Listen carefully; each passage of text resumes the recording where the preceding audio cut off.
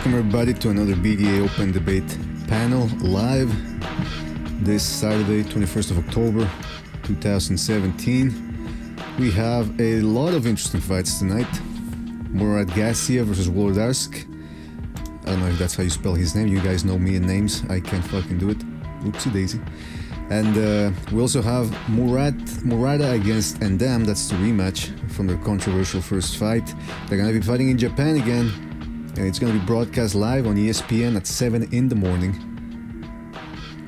Who else do we have? Jezreel Corrales is going to be fighting. He couldn't make weight last night, so should be some interesting things going on. See if he can sustain or put on a good performance despite failing to make weight. I don't know if he tried to dehydrate himself, so I don't know if he's going to be depleted or maybe he's actually going to be stronger since he didn't actually bother making the weight. I don't know. That's what I'm saying. It depends on the circumstances. We also have the... what's his name again? Demetrius Andrade. Again, I don't know how to spell these names. But he's going to be taking on Alonzo Fox, who's a pretty good fighter from what I've seen. He's tall, he's awkward a little bit, but he's slick as well. So we're going to see what happens there, man. That's a good little card from HBO. And of course we have, like I said, Gassiev versus Wlodarczyk, or Wlodarczyk, or whatever, however you spell his name. It's going to be a good fight. Joining me as always, the one and only King Bucho. King, how are you?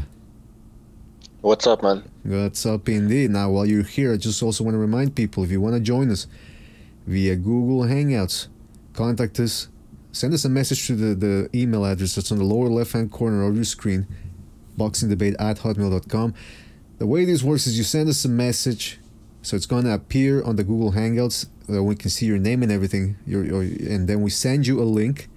And through that link, or what the invite we send you, you can talk to us and to the people via the Google Hangout. So that's how we do it. First, let's start talking about tonight's fights, King Bucho, because we have some very good fights. Like I said, the HBO fight that I'm more interested in is a Demetrius Andrade fight, because he's taking on an undefeated guy who, if you guys have seen him, you know, he hasn't really fought anybody. His name is Alonzo Fox. Yeah, I don't know about the name, but he looks like a pretty good fighter. He's tall, 6'4". Can you believe that? 6'4" for a middleweight, and he's pretty big, man. Yeah. Oh, you'll see him, man. He's very thin, but he's slick. You know, his punches are a little wide, so that might give Andrade, who's got very fast hands, the opportunity to catch him and possibly, you know, these tall guys sometimes they don't have good chins. That's the fight that I'm most intrigued about. And of course, we have Gassiev taking on Wlodarczyk, who's a veteran, 53 fights, 3 losses, 37 knockouts. You know, I remember when he fought. Did he fight? Yeah, he fought Steve Cunningham about 10 years ago. So he's, you know, it's a pretty interesting fight. Well, we'll talk more about that as the fight goes on. But first, want to get your opinions, King Bucho, on the fights, and tell me what you think. Tell us what you think about the fights that are going to be taking place. Well, I want to see Gassiev because there's a lot of talk about how good he is. But I was watching some of his fights. I mean, he's pretty impressive. Obviously, has a lot of power. I mean, you can hear the snap every time he punches. That's right. It's amazing, and he has a lot of snap and speed for a cruiserweight. I think he's the hardest puncher in that tournament. But then you look at his last fight against Denis Lebdevet. Am I pronouncing it correctly? Yes, I believe so. Lebdevet. He didn't look that impressive, and if you guys didn't see that fight, you should. Well, maybe it's a bit too late now, but it was a split decision, and he didn't look that impressive, in my opinion.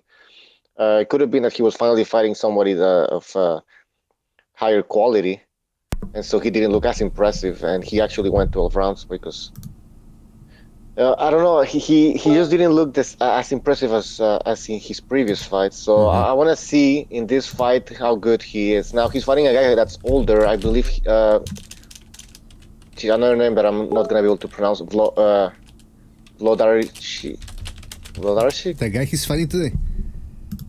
Huh? The guy he's fighting today, you're trying to spell? Yeah. Wlodarczyk. I believe that's how you... You're not even doing... Okay.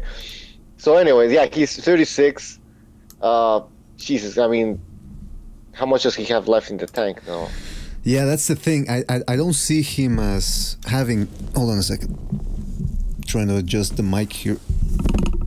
Okay. See, I don't see him as Wlodarczyk.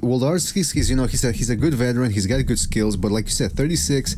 This just seems like he's ripe for the taking against a young power puncher like Gassiev, because Wlodarczyk, he's not particularly slick.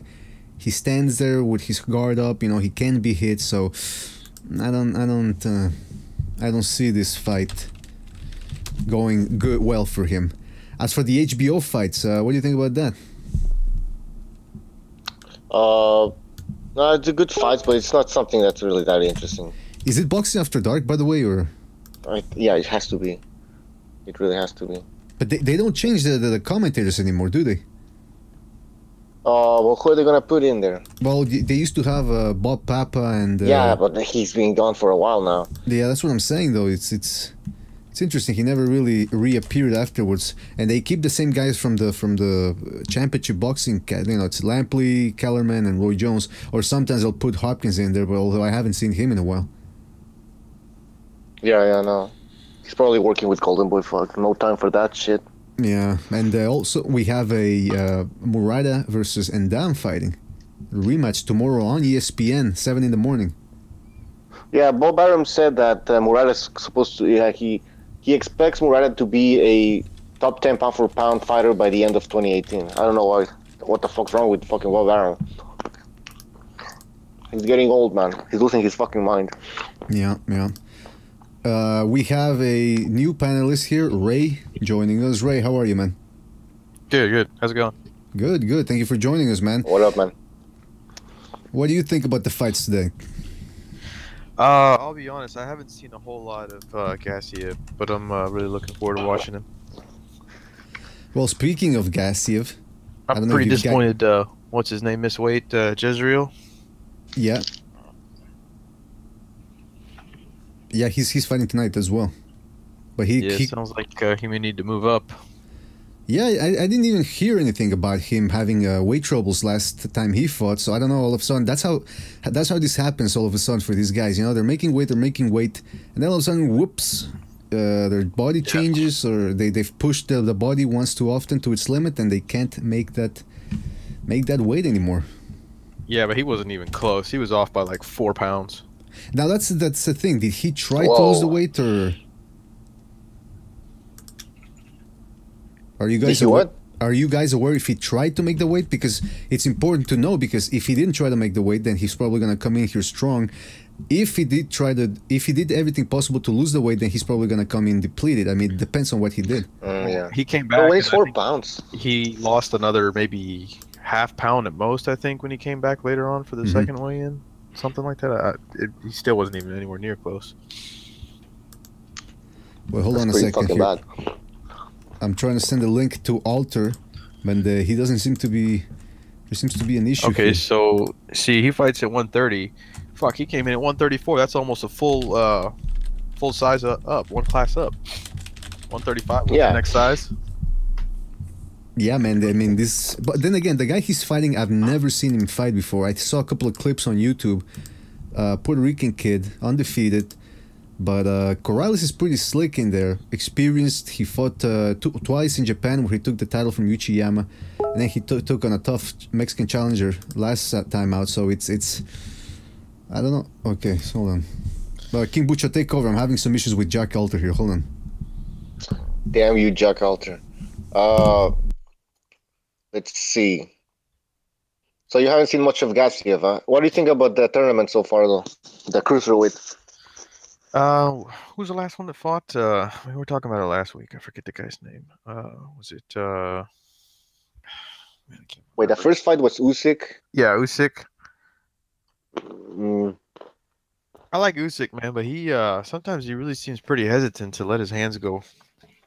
Yeah, he didn't look that impressive. Well, I mean, Marco Hawk, I mean, Jesus. I thought he was gonna take him out earlier. It took him like what? How many rounds? 8, 10 rounds? Yeah, I think so. Yeah, so it's like, I mean, he should have taken him out earlier, but yeah, like you said, he doesn't let his hands go. It's not that exciting to watch. Yeah, I saw his Gassiev, last. Man. And were you impressed? No, I was talking about Usyk's in March, and it was the same way. That fight, I forget the guy. He fought somebody in DC. He was on the Lomachenko undercard, but I actually went to that fight. And man, it wasn't until like 10, 9, 10, 11 where he really started just letting his hands go on that guy. And then, you know, Yeah, it ended that up going the distance, but you know, if I think if he would Yeah, he starts slow. Yeah, real slow. Some people say that this guy's the favorite to win the whole tournament. I don't know, man. It's either Usyk, Brady's, or I don't know if I'm pronouncing his name correctly. Brady's, yeah, the Latvian fighter, or Gassiev. Those are my favorites. Yeah, I don't know, man. Dorticos, he's a badass too, man. That guy's got some hellacious power, Yeah. and he can take a punch too. That's true. But man, you gotta see these Gassiev videos, man. They're fucking impressive. Except his last fight, as I mentioned, he won by split decision. Yeah. He wasn't that impressive enough. But he's in his previous fights. My God, man, there's these compilation videos you can watch on YouTube. This guy's knocking out everybody. He has fucking snap. Like he's pretty quick for a cruiserweight.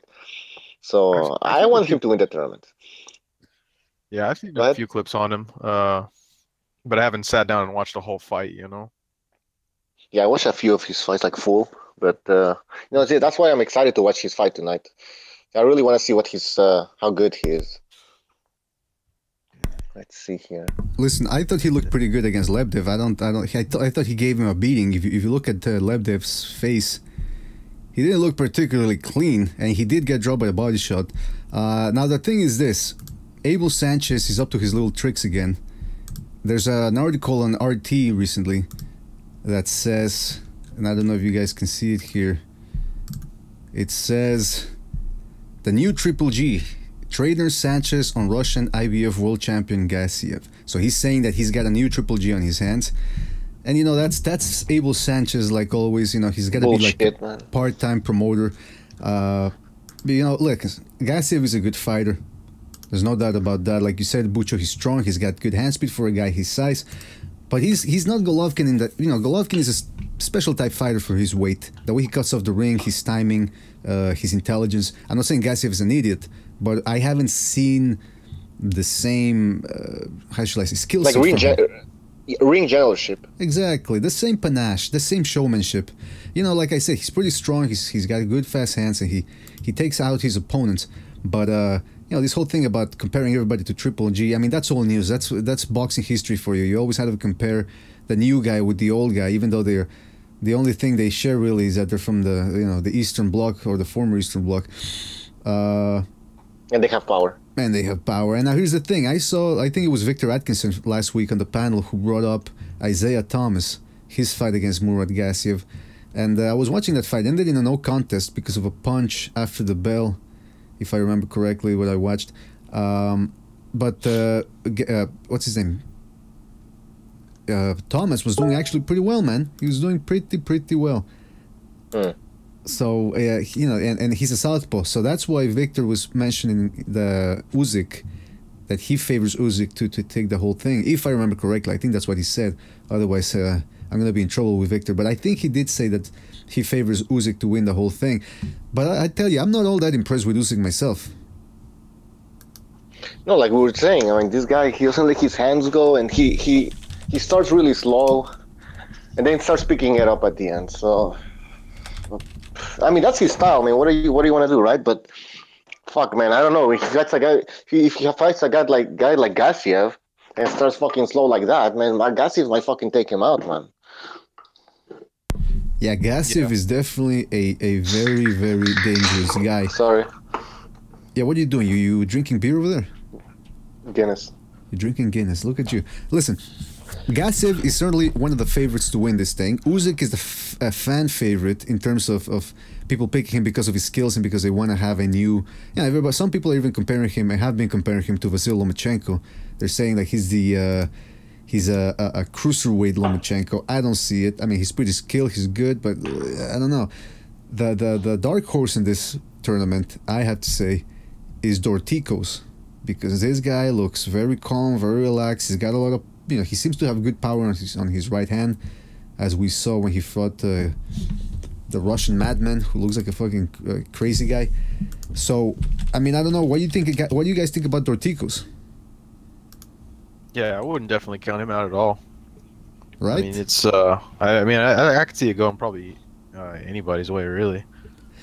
Yeah, I don't see this. I don't see anyone really right now taking a clear advantage over everybody else. You know, we have good guys with experience. We have some young guys with a lot of talent, but nobody that really stands out as somebody that's really gonna take over here.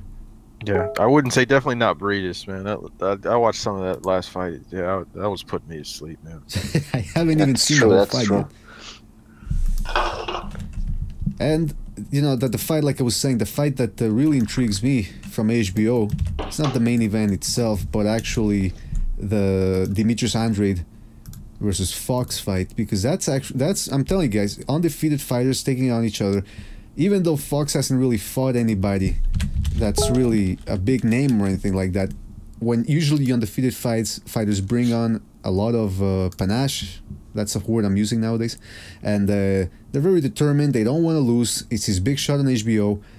Andrade too, you know, it's been a while since he's fought on HBO, so he's gonna try to make something out of it and try to step out of the PBC's shadow. Which there's been articles where he's been critical of his own promotion, or actually, you can't really say the PBC is a promotion, but he's been critical of the way his career has been going. So this move to HBO, you know, he's got something to prove. He's finally got an opportunity to make it out of the shadow of some of the other PBC stars. So I don't know, what do you guys think about that fight? Have you seen Fox fight, or are you at all intrigued about it?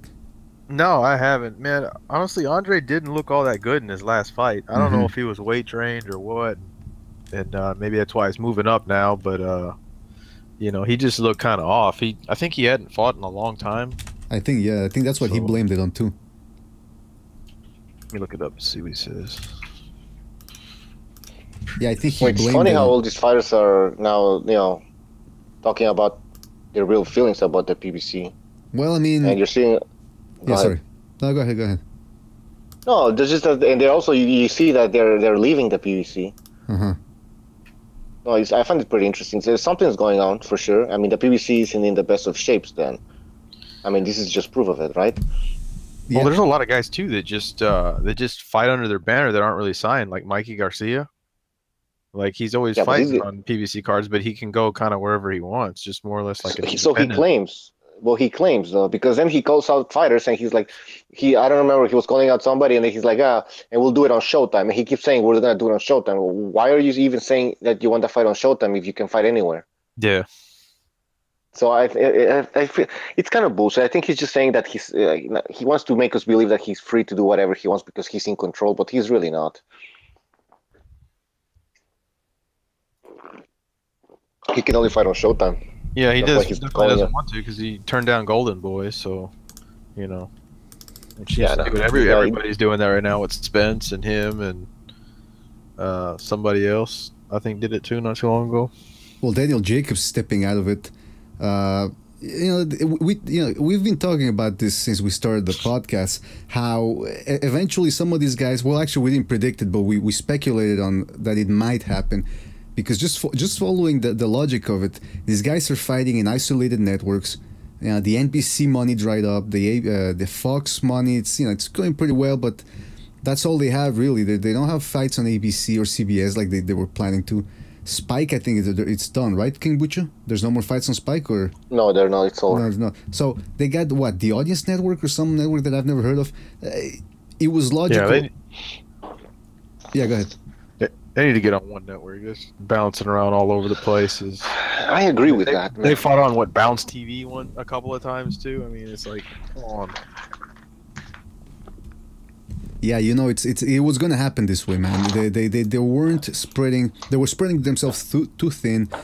Incompetent management, really, in promotion. Everybody was just living off that war chest that Heyman had been able to procure for himself, and so. Eventually, all these guys were fighting once or just twice a year if they're lucky. Eventually, they were seeing how actual promoters were getting their fighters a lot of publicity. They were heightening their Q rating. Meanwhile, these guys are stagnating, fighting once or twice a year. It was gonna be inevitable, and now we're seeing the exodus going back the other way, Daniel Jacobs, Amir Khan fought Canelo on HBO. Now we have Dimitrios Andrade. Beterbiev is going to be fighting on ESPN, and he's got an alliance with the PBC via his promoter Yvon Michel. So, I mean, I think things are slowly reverting back to the way they were, except that this time Bob Arum has the deal on the ESPN, which could dramatically change the boxing landscape. But I don't know how long. Well, this exodus, as you call it, is good. It's good for HBO because they're having fucking problems now that Bob Arum left. You know, now he's gonna be having all his fights on ESPN, and HBO is gonna need some fucking fights, right? So this exodus is helping HBO, to be honest. But that's the thing, though. Did he take all of his fighters to ESPN? Yeah. So no yeah, more. I think so. Well, his big fighters. I mean, what? Who has Crawford fighting on ESPN or fought on ESPN is gonna be probably fighting again on ESPN. Pacquiao fought on ESPN. Lomachenko ESPN. Come on, give me some names here. Who else does Bob Arum have? Those are the biggest he's got. Well, he has like the Oscar Valdez. He has Gilberto, right? Ramirez. Gilberto Ramirez. Also some big names like that they're trying to build up, like some Mexican fighters. They're fighting on ESPN. So Vargas also. Right? Who? Jesse Vargas, welterweight. Yeah, where's he fighting? He's fighting on ESPN. No, I'm saying it's true. Yeah, it's true. It's true. Yeah. He's top rank. Yeah. I don't see any more top ranked fighters on HBO, man. I don't see it happening. So yeah, thank God they have what's his name, Daniel Jacobs. What are they gonna do with Daniel Jacobs though? I mean, that's oh shit. Sorry that I interrupted you. Jesus, I just heard him finally. Yeah, I've been trying to get into the call for like 20 minutes. I had to what the hell? clear my cache on my computer. So You cleared up all that porn on that computer, right? All the midget porn. Why does it always have to be midget porn? It's never in the browsing history. I keep it on incognito mode. No, I'm just messing around. I see. Well, we're talking about. Yeah, I'm sorry for interrupting you guys. No, don't worry about it. Don't worry about it. Okay, so we were talking about ESPN.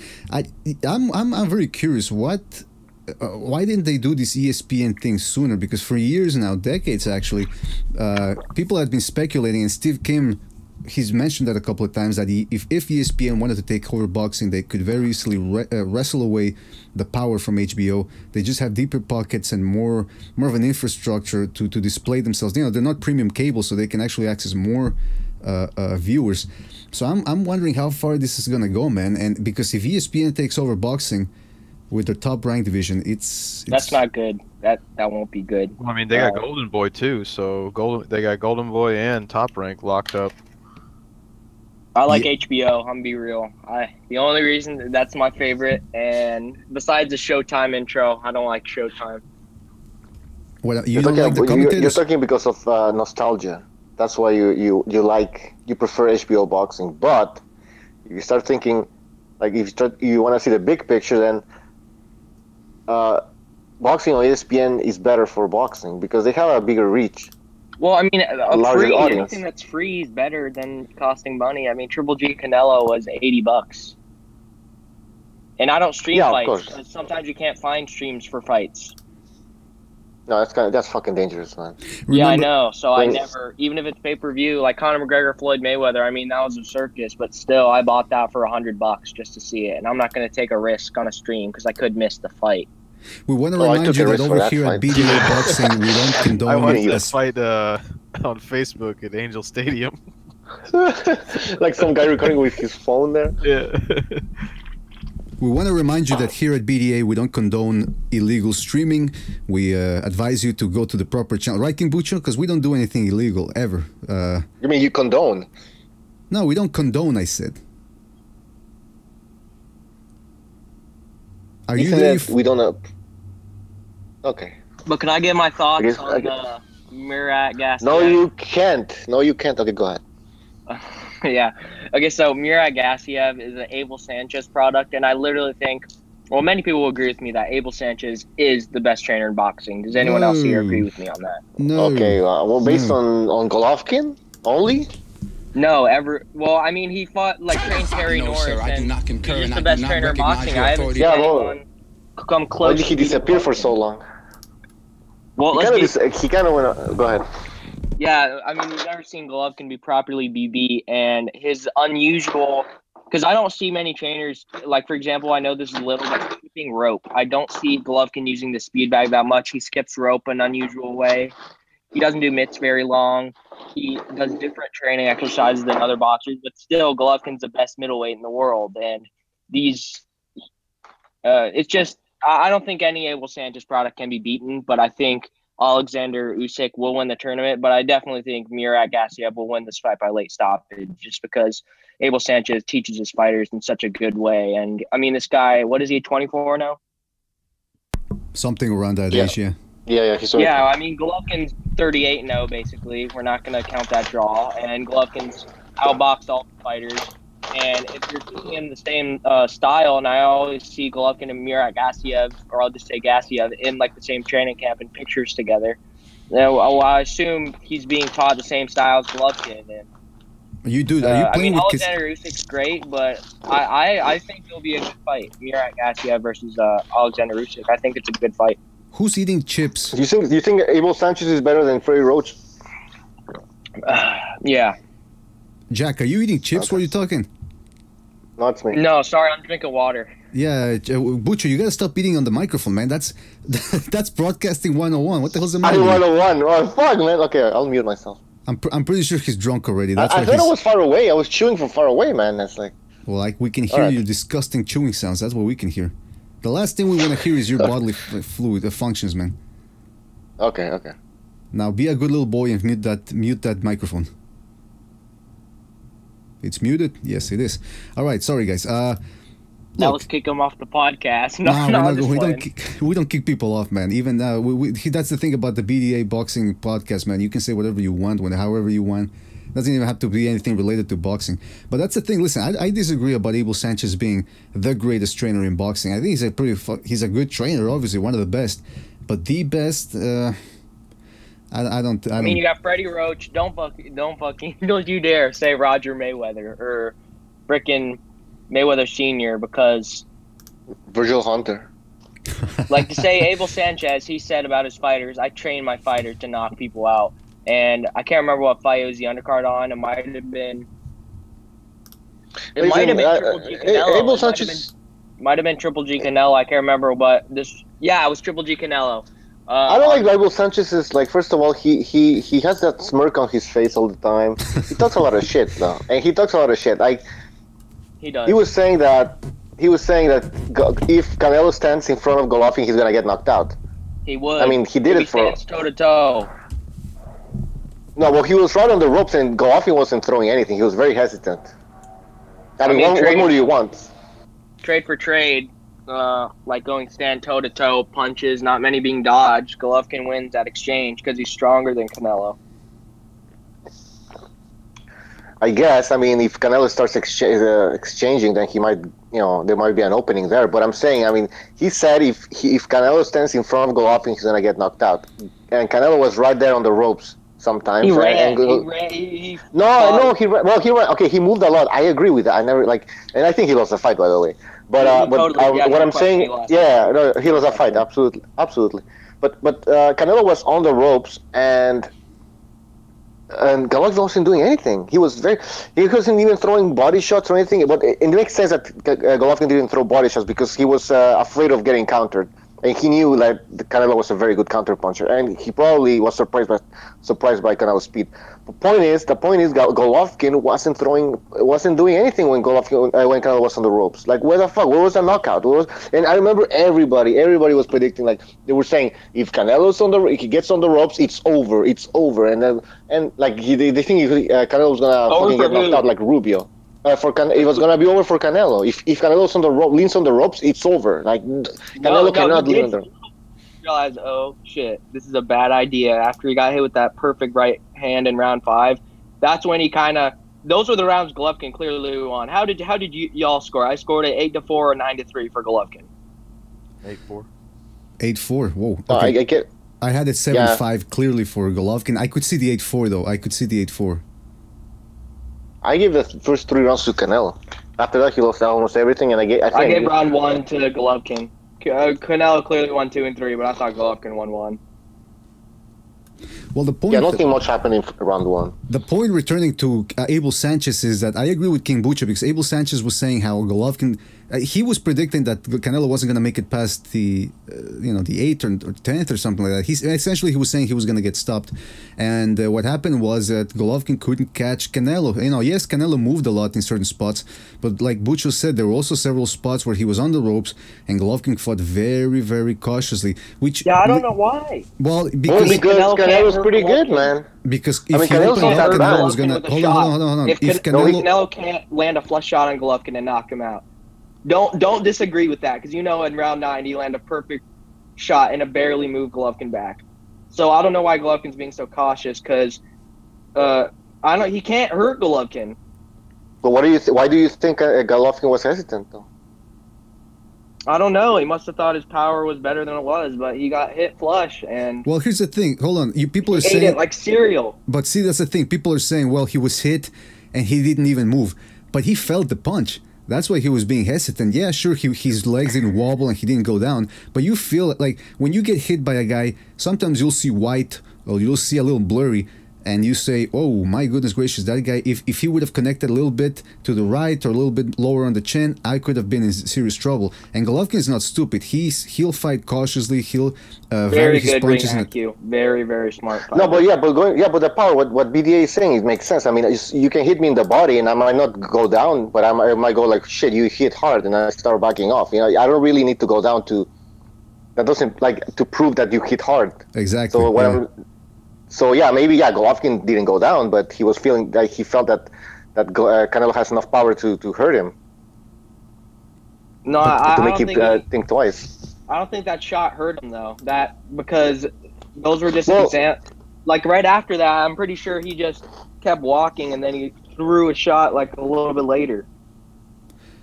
Well, yeah, true, but okay, didn't Golovkin also hit Canelo flush in the head? Not as good as that. Not as good as that shot Canelo landed. Yeah, but still. But listen, Canelo hit Golovkin basically on the chin, and he didn't go down. But the punch that Golovkin landed on Canelo, I think it was on top of the forehead, it was on the ear, like right behind the ear. Okay, well Golovkin was knocking out people like that, man. Remember the Rubio fight? Marco knocked out Marco Antonio, hitting him on the forehead, man. It's like, so now he's hitting Canelo on the ear, which is even worse, behind the ear, and Canelo took that punch. So that's also a reason why I believe Golovkin was hesitant. I mean, Canelo is a good counterpuncher. He has speed, he has decent power, and he could take Golovkin punches, and Golovkin knew this, so that's why he was hesitant. Yeah, he was hesitant against Jacobs too, and anyone that says Jacobs won is high, but he definitely lost like a few rounds. I scored that 8-4 for Golovkin, and I know I'm a Golovkin bias. I'm biased towards Golovkin because I'm not biased, but I can be biased when it comes to like how good he is overall in the all-time rankings. But when it comes to like scoring fights and stuff, I'm not biased at all. How did y'all score that fight? Jacobs versus Golovkin. I had an 8-4 for Golovkin. Same thing.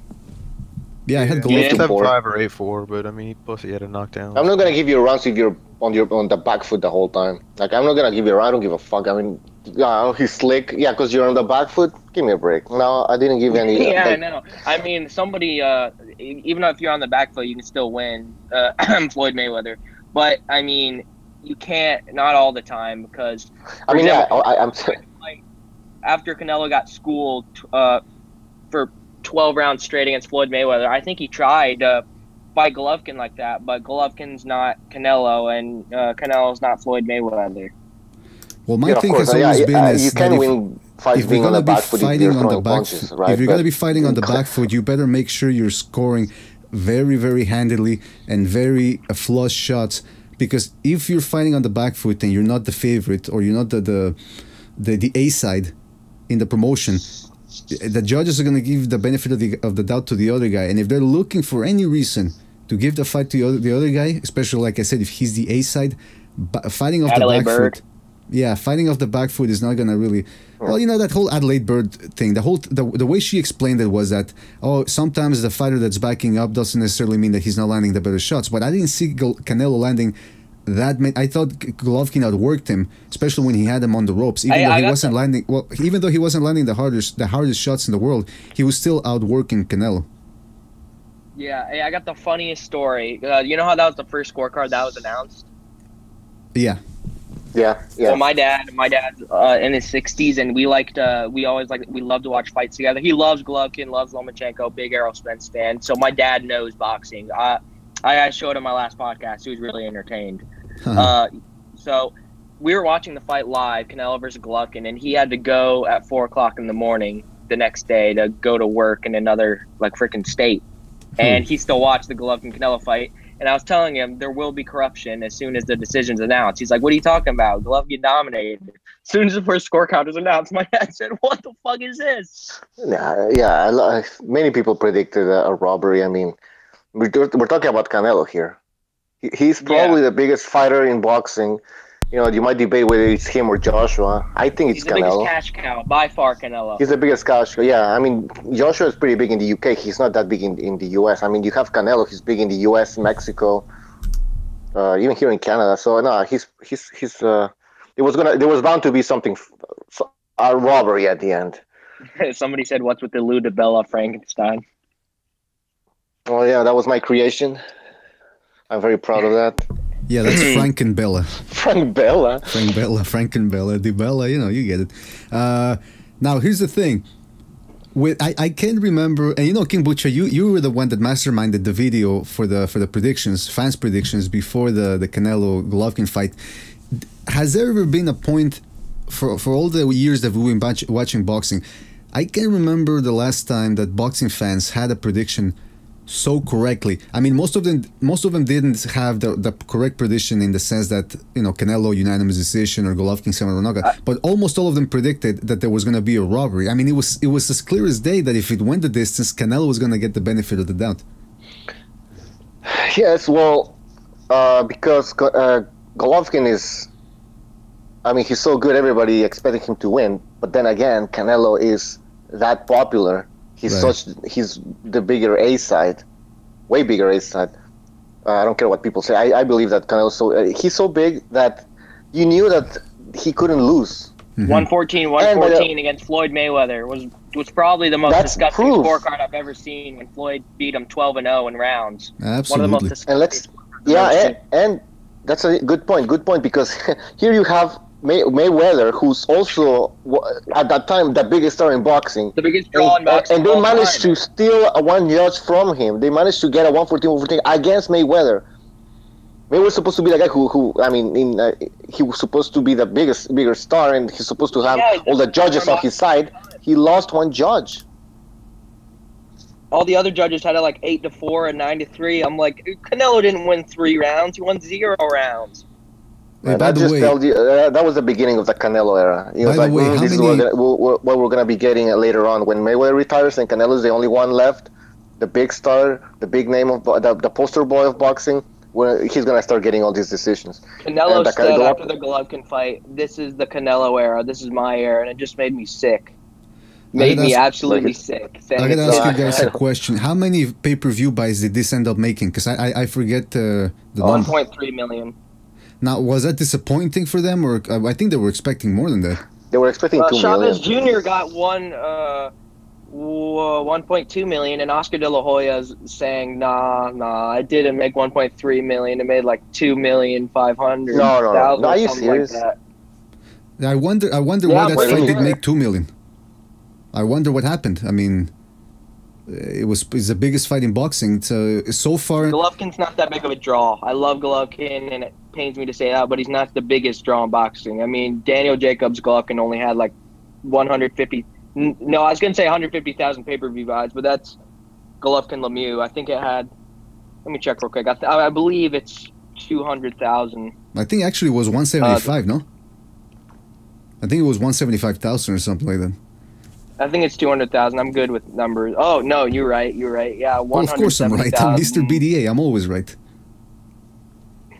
Mr. BDA. And then let me check. No, look at Canelo's. Still, anyone that Canelo fights will get a good payday. Wait. Yeah, they'll get a good payday, but Canelo's not I think it's clear that he's not on the Mayweather-Pacquiao level, or the level that they were at. No, you want to hear his 2008. pay-per-view buys? Okay, Mayweather versus Canelo, 2,200,000. Yeah. Canelo versus Golovkin, 1.3 million. Canelo versus Chavez. Oh, I was wrong. 1 million. Cotto versus Canelo, 900,000. Canelo versus Smith, even though Smith's not even a name at all, 300,000. And then Khan versus Canelo, 600,000. So see, Canelo's clearly not on the level where he can actually be making 1 million pay-per-view buys against just any... He went on a down streak because it was 900 from Cotto, then 600 to Khan, then 300 to Smith. So he I don't think but so he had to fight a big name, which was Chavez. You know? do those guys have they ever been on pay-per-view before, like Liam Smith and Angulo? Exactly. It depends who your dancing partner is. Yeah, Sorry? I mean, Golovkin's there's a kid at my school that said, "Hey, Jack, are you ready for the Triple G Canelo fight?" I'm like, "You know that fight? You know what that fight is?" He's like, "Yeah," and I'm like, "Really?" And then I said, "Well, who do you think's gonna win?" And he just kind of just had a moment of silence and said, "I don't know who Golovkin is that well, but I know Canelo fought Mayweather, so I don't know Golovkin that well, but I'm gonna go with Canelo." See, most people know Canelo more than Golovkin. I don't know why, because Golovkin's a better fighter and outworked Canelo for most of the fight. So, well, yeah, I mean, Canelo's a Mexican, so Mexicans. I mean, if you're Mexican, you have an advantage. I absolutely love the Mexican fans that are backing Triple G. I love those guys. All right, we have Reverse Lee on the line, and Reverse, how are you, man? Reverse, are you there, Reverse? Can you hear me? I'm fine. He's drunk. Oh, he's there. What up? No, I'm sober. He's projecting. Hey, I watched. How's it going, Reverse? I'm fine. How are you? Fantastic. Can I just say something? Oh, go ahead. I actually got the chance to watch the Triple G Canelo fight for the second time. And that was actually the first time I actually got to rewatch it on an HD, big HD television. Just re-record it. That's record it in the first place. I re-watched the fight. It's on demand. And I gave Canelo 3 rounds. My man, dude, people say I'm crazy and say I'm crazy biased because I like Golovkin and gave him 3 rounds. No, Golovkin, the only rounds Canelo won on my card. I gave him 2, 3, and 11. 11? Well, yeah, I gave Canelo 12 because everyone says I'm crazy. Nah, I think Triple G won the 12th round. He just started off really well, and then he kind of got whooped at the end. Who? Canelo. He started off He good. barely started off well. The punches that were getting thrown in that round were mostly landing on Golovkin's gloves. Yeah, I know, but everyone says he won that round. But no, I mean, he started off decent, but then at the end of the round and in the middle round. A lot of people say he won the first. No, he didn't win the first. You guys know the site Eye on the Ring? No. The scorecard. No. It's a scorecard website on fans, what they think of the Golovkin. I have the scorecard app. Yeah, I had the one. No, the average fan card for Gennady Golovkin, Canelo Alvarez in the first round was 9.52 for Golovkin. Everyone gave Golovkin the 7th. I'll give you the majority on the rounds on who thought who won. So, Golovkin overruled Canelo in round 1, 4, 5, 6, 7, 8, 9, 11. And Canelo only won 2, 3, 10, and 12. So most people had 8-4. That's seems reasonable. I know that's fans' opinions, but that's right. That's right still. Yeah, I wanted to go back to what we were talking about before, the pay-per-view buys and stuff like that. Mm-hmm. And BDA mentioned that Canelo is not at the same level as Pacquiao and Mayweather, obviously. But now let's analyze this. When did Mayweather become a star How old was Oscar he? De La Hoya fight. How old was Mayweather? I mean, Arturo Gatti. Arturo Gatti. Nah, but it was De La Hoya. It was a De La Hoya. It was when he became mainstream. That was after. That was post De La Hoya. He was like 30, 31, I believe. 29, maybe. He 28. was born in 77 or 70. How old is he now? 40. I was born in 77, I think. So, and what fight are we talking about? Oscar did. That was 2007. So he was probably like 30 or 29. Yep. Okay. Sorry, I'm good with numbers. All right. That's code word for I'm a nerd.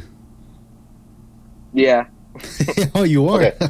I thought you were gonna. I'm kidding, obviously, but I didn't think you were gonna accept it just like that. Like, yeah, I'm a nerd. Yeah, no, I completely think I am. Well, no worries. We're all nerds here in a certain aspect. You said I'm a nerd, right? Yeah, that's what I said. I'm kidding, obviously, though. No, I know you're joking, but well, of course. Sorry, BDA. Mayweather became popular at 30, like a big star at 30. Yeah. I think Canelo's doing pretty good. The problem is that to reach. Also, by the way, I was gonna say Mayweather became so popular, and Pacquiao as well, because they both coexisted at the same time around the same weight division, and there was all this talk about them eventually fighting, right? But they never did. And during this time, when there was all this speculation that they were about to fight, everybody wanted to watch their fights because they were like, maybe this is the fight before they finally meet, right? Yep. Yeah. Yep. Hey, wait, real quick. Can I say something? Because I got on Wikipedia. I know Wikipedia is a credible source for like boxing and stuff, I think. So Gatti, starting from June 2005, Gatti versus Mayweather got 365,000 buys, but I wouldn't really say that's Mayweather because Gatti is one of the most entertaining fighters ever. Yeah, I actually just watched Gatti Ward 2 today. Oh my god, dude. Beautiful fight. Just awesome. Probably, I think Gatti Ward 1 is the greatest fight of all time. Certainly. One of the what? Arturo Gatti, Mickey Ward 1. He said it's one of the greatest fights of all time. Okay, sorry, I misunderstood. I thought you said God is one of the best fighters of all time. So, okay. Whoa. He's definitely one of the toughest fighters. I think he's the toughest fighter, one of the toughest fighters of all time, but definitely not the best. I don't know if I'd really say that. No. But first of all, by the way, when they mention Mayweather's biggest wins of his career, when they mention Gatti, I'm like, okay, you're not really a boxing player. You don't really know. No, they say that Floyd had like 30. Because he dominated Gatti so well. That's why they say that's one of his best wins, because the way he dominated Gatti. The way he dominated Gatti, people knocked. De La Hoya knocked out fucking Gatti, man. Angel Manfredi? No, Angel Manfredi. Angel? BDA, yeah, Angel Manfredi. Angel Manfredi stopped Gatti too on a cut. Angel Manfredi stopped Gatti. Angel Man. Yeah.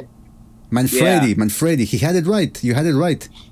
Oh, you had it right, man. I was confusing him and... Angel Manfredi. Yeah, you were drunk. That's what's going on. Listen, Ivan Robinson. I mean, Gatti wasn't. He had like 10 losses, some shit. Like, man, give me a break.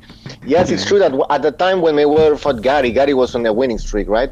He had like that's because he wasn't fighting anybody. 1, 2, 3, 4, 5. Yeah, it was on a 5-fight winning streak, and the first one he lost to, the one he lost to, was Ward, and then he had a 5. But that was a controversial one because of that point deduction. I think Mickey Ward did win the first fight.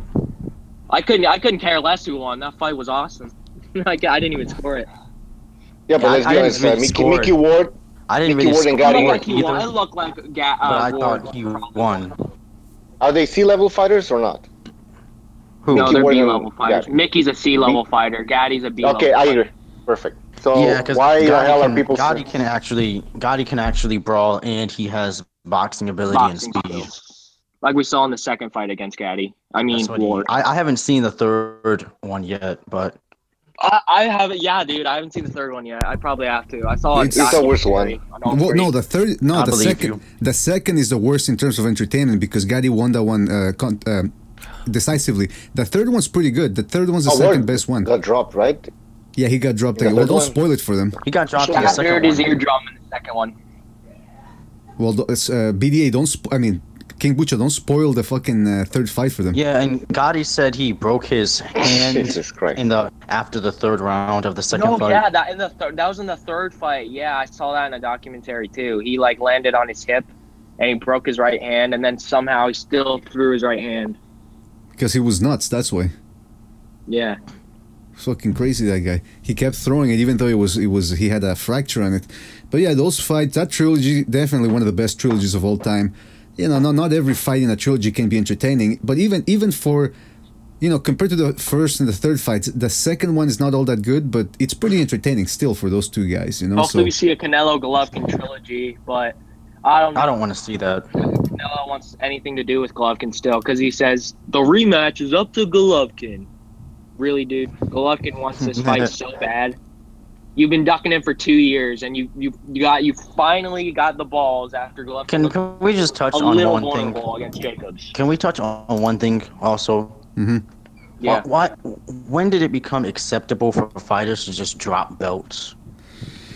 Well, when you start having fucking 4 belts. Exactly. That's why. I mean, and when you have all these different promotional because remember, like people still give Riddick Bowe trash today for getting rid of his WBC belt. Is that a pun? Dude, I saw this stuff on Twitter of Riddick Bowe and Lennox Lewis like talking shit. Like Riddick Bowe got a tweet of Lennox Lewis blocking him and it said, "See, he's still ducking me till today." Yeah, that fight never happened. But yeah, you're right. That's a good example of. Yeah, that's a good example of throwing days, belts in it's the true. We're trash. seeing a lot of these things, but you know why? Because you have fighters on different channels, and you know they don't want to cross over to another channel. They don't want to go to a purse bid, so they start dropping the fucking belts. Well, Canelo did it because he didn't want to give him the share. That's why it was about money. No, he didn't want to fight him. He didn't want to fight him because he knew he was getting his ass kicked. Here's the thing: he gets what's the split? When a fight goes to purse bid, when a fight, there's no way Canelo's going to give up 40% of his of the bid. No fucking way.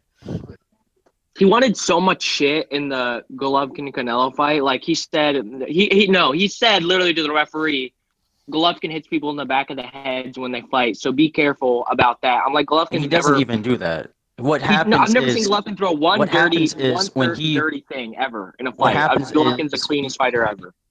What happens is he goes to throw a big wide hook and you duck and you put your face down in trying to avoid it and it lands on the back of your head. Like we saw against Gil, the first knockdown and one of the Dominic Wade knockdowns, yeah. Dominic Wade went down from an arm punch.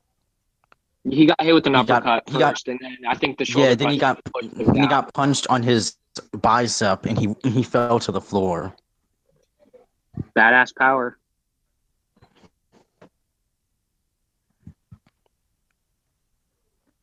Yeah, I'd say that at this point, Triple G is definitely one of the best middleweights ever, if not the best. Thank you. Oh, best middleweight ever? I don't know about that. Roy Jones Jr., Sugar Ray Robinson. I don't think the only guy I say would probably maybe beat him is Roy Jones. Dude, you're my dude. This is my homie right here. Oh wait, what's with all the comments? Dude, yeah. No one agrees with me on that. I'm saying the only dude I think would beat people give me a lot of trash for saying Triple G would beat Hagler. I think Triple G would beat Hagler. Oh my god! I wish Split D was here to counter what you guys were saying. Listen, Golovkin's pretty good. He can hang in there with anybody in the super middleweight division. But I hope you guys aren't saying that Golovkin beats him easily. Not that he isn't. Yeah, it would be a competitive fight. Okay, good. I mean, Golovkin. Let's look at his resume. Like David Lemieux is. Let's be honest. His resume is way better than Hagler's. Hagler's got like what two credible victories. Yeah, I know, but Tommy Hearns knocking out Tommy Hearns in 3 rounds. That's. Can Golovkin do that? I don't know if anyone ever could do that. No, I mean anyone near middleweight. Knocking Duran out in 2. It depends. If Thomas Hearns comes right at you, Golovkin can probably knock him out in the same amount of time. I think Tommy Hearns actually goes 12 rounds against Golovkin. What about Duran at middleweight? What about him? Against Golovkin, you mean? Golovkin Duran. No, Does he go 12 rounds? Does he go 12 rounds? He was No pretty. way. I don't think he really does. Duran was very crafty, man. Duran was very. Unless he No. does his absolute best to stay away, he's not going all 12. I just DM'd Tom Loeffler talking about like getting Triple G merch, but that's besides the point. I was talking That's to some of the somebody hardest else stuff on to get. Yeah, I was talking to somebody else on DMs. That's why I mentioned the DMs on who named some all-time great middleweights that Golovkin would be, and I said, I think no. If you could consider Julian Jackson an ATG because of his power, I'd say Golovkin easily beats. Yeah, Julian Jackson wouldn't be strong enough to. And I think he'd beat James Toney. I think Golovkin would beat James Toney, Gerald McClellan. I think Golovkin would lose to Roy Jones Jr. because Roy Jones is such an amazing fighter.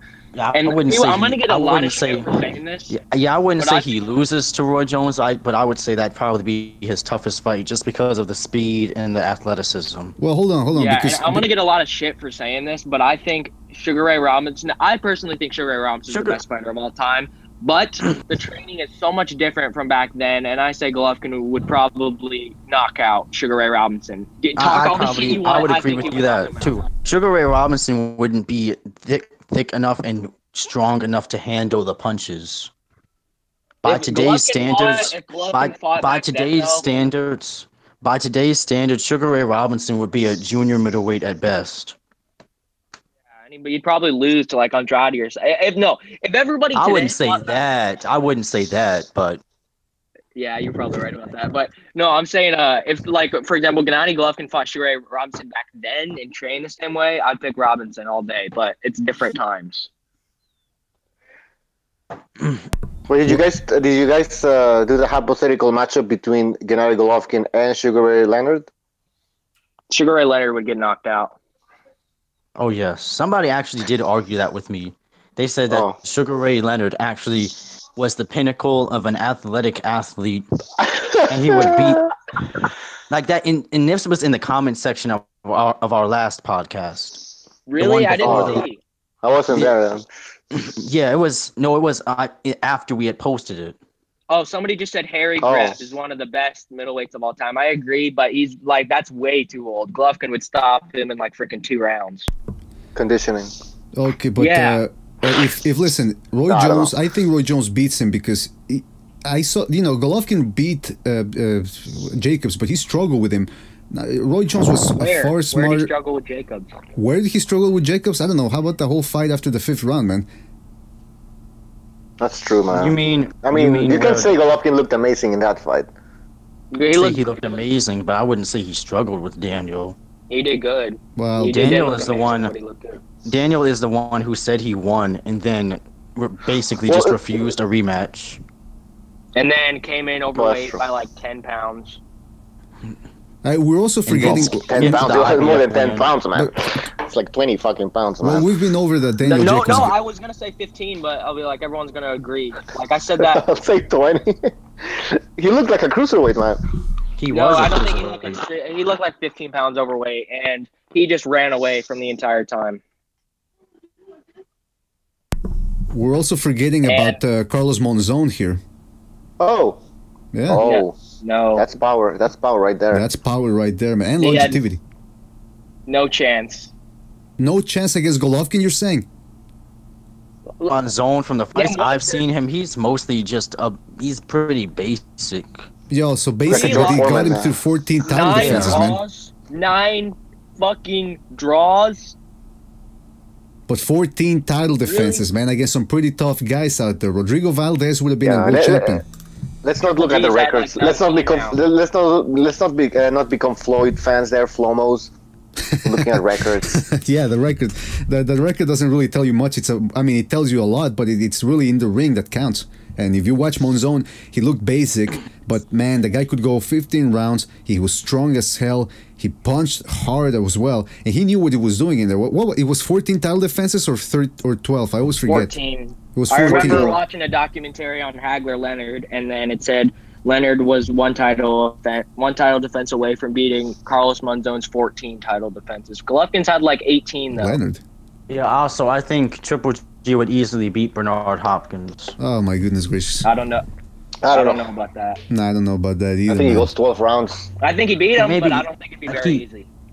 Yeah, I don't think it'd be the easiest fight, but he beat him relatively easy. I mean, Joe Calzaghe doesn't have anywhere near the power. I'm sorry, I'm gonna say that But right different now. styles. Calzaghe Different is shit. styles. He's one of the most Different overrated times. fighters ever. You know, Absolutely. hold on, And Hopkins was fucking old just real in quick, that just fight. real He quick, was just real 40. quick. I mean, Somebody, he's one of just the best guys, old fighters ever. real He quick. was Somebody era of is on the Hopkins, saying. fall to the rope. Somebody Yeah, exactly. on the That's comment like section is Trinidad. saying, Felix "Oh boy, I'm gonna have to Trinidad mute Hopkins. people here." Prime Felix Trinidad Hopkins. Sorry. Just wanted to Trinidad say real wasn't a quick. middleweight. Come on. Hold on. I just I wanted know, to say but that's real. one of Bernard Hopkins' Oh, best Jesus wins. Christ. Oh yeah, we talked Thank about you. this before. Yeah, no, we talked about this I before. couldn't Like, look, even if you hear look at Hopkins' biggest wins, he's like fucking welterweights. Like De La Yeah, Hoya, Hopkins fought Trinidad. nobody at Guys, fought nobody at middleweight. I wanted. Can anybody hear me? By the way. Yeah. Mhm. Yeah. Okay, I just wanted to say somebody brought up a good point on the chat. Pete Long said he's asking who did Harry Greb beat, and it raises an interesting question because when you talk about these guys from pre-1930s, there's not much film available on them. Most of the records that we have, sometimes they'll be skewed or they'll be from newspaper articles, and sometimes you don't know if they're factual or not. So it's kind of hard to, like, you know, when you talk about Golovkin versus Harry Greb, it's very, very hard to tell because we never saw. No, I don't really. think it is because we've never seen with a guy who's been just way too old of a fighter. Exactly, they're too old fights, man. It's extremely hard to predict this type of I things. saw one dude say, I can't remember what, it was on the comment section of a YouTube video of one of Boxing Legends TV's videos, and anyone watching, watch his channel. Do you care if I promote another channel, makes BDA? Sorry, what? Do you care if I promote Boxing Legends TV's absolutely channel not. saying to watch his videos as well Absolutely as yours? not. No, Go we ahead. like that channel, man. Yeah. Yeah, I know. On the comments, I saw one dude saying Jack Johnson would knock out Anthony Joshua. I'm like, are you serious? He's being facetious, man. He's joking around.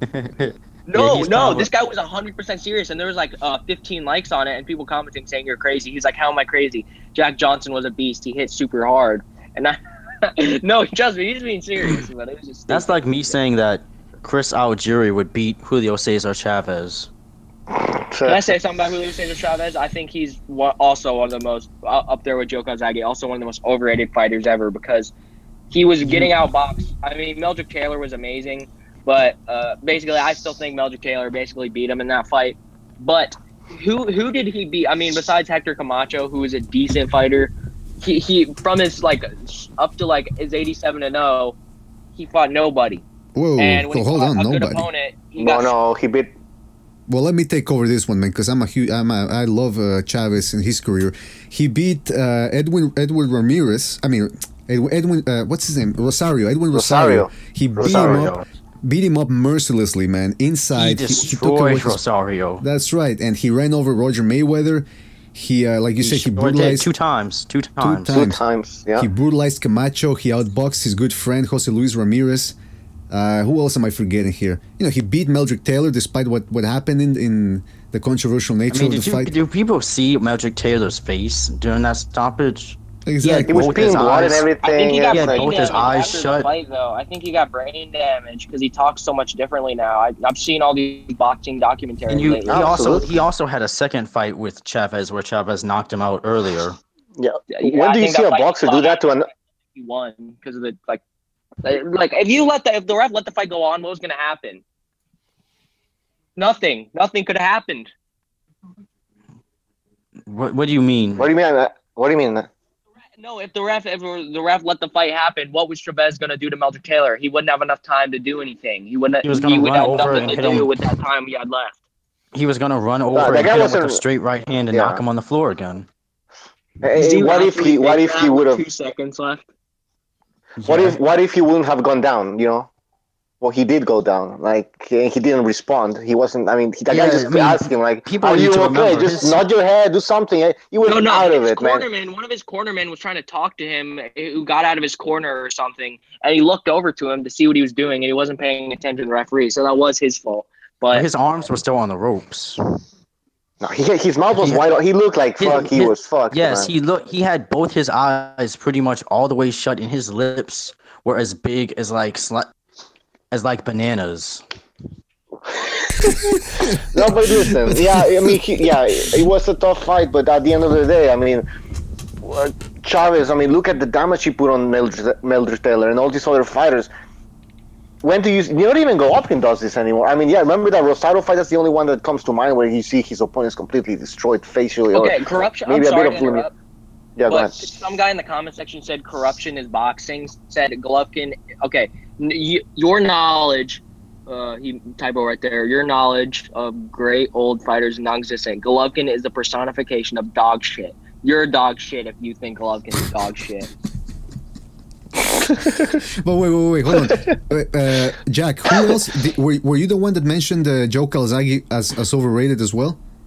Yeah. Okay, yeah, that one I can easily take more than Chavez. But yeah, Calzaghe, you know, especially in England, King Butcher, right? We've talked about this, how some people in England, especially the casual fans in England or in the UK, they think Joe Calzaghe, because they just look at his record and they go, whoa, undefeated, he beat Hopkins and Roy Jones, he must be one of the best ever. He beat Kessler as well. Dude, if you beat a Roy Jones, that's after the Antonio. If you beat a Roy Jones before the Antonio Tarver knockout, you are the greatest fighter of all time. Like, seriously. Perfect. No, but Roy Jones was old in that fight, and he should have stopped fighting after the John Well, Roy fight. Jones, people don't know this. Roy Jones had his fair share of ducking issues as well. And bum fights, though. Didn't he fight some Japanese? Yeah. Wasn't he supposed to fight some Japanese dude, and he never fought him or something like that? It's a bunch of, like, he ducked Michał Jeski like the plague. Yeah. And IBF actually took Michał Jeski's IBF belt from him and gave it to Roy Jones.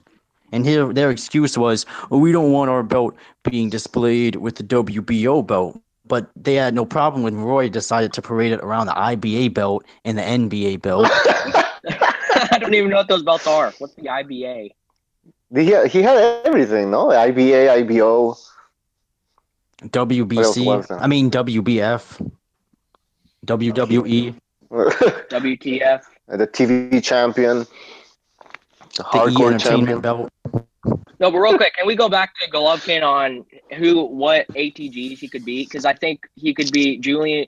How about Gerald McClellan versus Triple G? I think Triple G would he stop him. He loses that. Gerald McClellan didn't really fight anybody until he fought Julian. And Julian he hits harder than, in my opinion, anyone ever. But yeah, I think Julian Jackson, he was a bum. He fought Nigel Benn and died. He loses like Lemieux did. Yeah, I know, but saying there's an account, I'm friends with him, but said G-Man would kill Golovkin because he's a slow turtle and he sucks. Then how come he hasn't been stopped yet? Yeah, I know. They said Gerald McClellan had a tough chin, and I'm like, okay. Oh, yeah, a tough chin. No disrespect to McClellan. I mean, he did, beat puppies, have his pit bull, like, attack and kill puppies. But and I'm saying this with, like, no disrespect, but Joe McClellan almost died. How does that make him have a good chin? Well, hold on. That doesn't make sense because it's not like he was knocked out in one round. You know, it was a prolonged war that caused the brain damage. It's not like having a good chin doesn't really have much to do with whether you get brain damage. He got knocked down though. Well, I mean, he was fighting the Dark Destroyer, man. I mean, it's Nigel Benn. No. He said Golovkin doesn't have as good as a chin as Gerald McClellan. He's got I think at this point it's established that Golovkin has a very good chin. I mean, Yeah. I think it's the greatest chin of all time. I'm being real. I think he has the greatest chin of all time. Better than Tex Cobb? I mean, tell me one person has a better chin than Golovkin. Tell me one person has a chin better than Tex Cobb, the heavyweight, took bombs from many shapes. He was never stopped ever. He fought someone. Was he stopped as an amateur? Who? Tex Cobb? Yeah. I don't know, but in the professionals he was never stopped. And has Golovkin never been stunned ever? I bet that guy's been stunned. Has Golovkin never been stunned? With Lemieux there was this BDA knows. Remember BDA? You showed me the video. Yeah, but he hit it well. He hit it well. Like if you watched it, really stunned or anything like. Yeah, it's true. No, that's true. But Golovkin has a very good chin. I mean, there's no doubt about it. Yeah, like, but 388 fights, never been stunned. Hey and guys, taking those monster shots. I'm pretty sure that's just unbelievable. Guys, Yes. You know, Triple G can't box, right? Then how did he get a silver medal at the Olympics? I think You you're know, being his sarcastic there, average Reverse. 345-5. How can you not box and freaking have that as your? He outboxed Andre Durrell and knocked out Usain Bolte and beat Andy Lee in the amateurs. No, yeah. I mean, we're not gonna debate this. I mean, yeah, we understand that this guy can box too. Yeah, we've. It's pretty fucking ridiculous.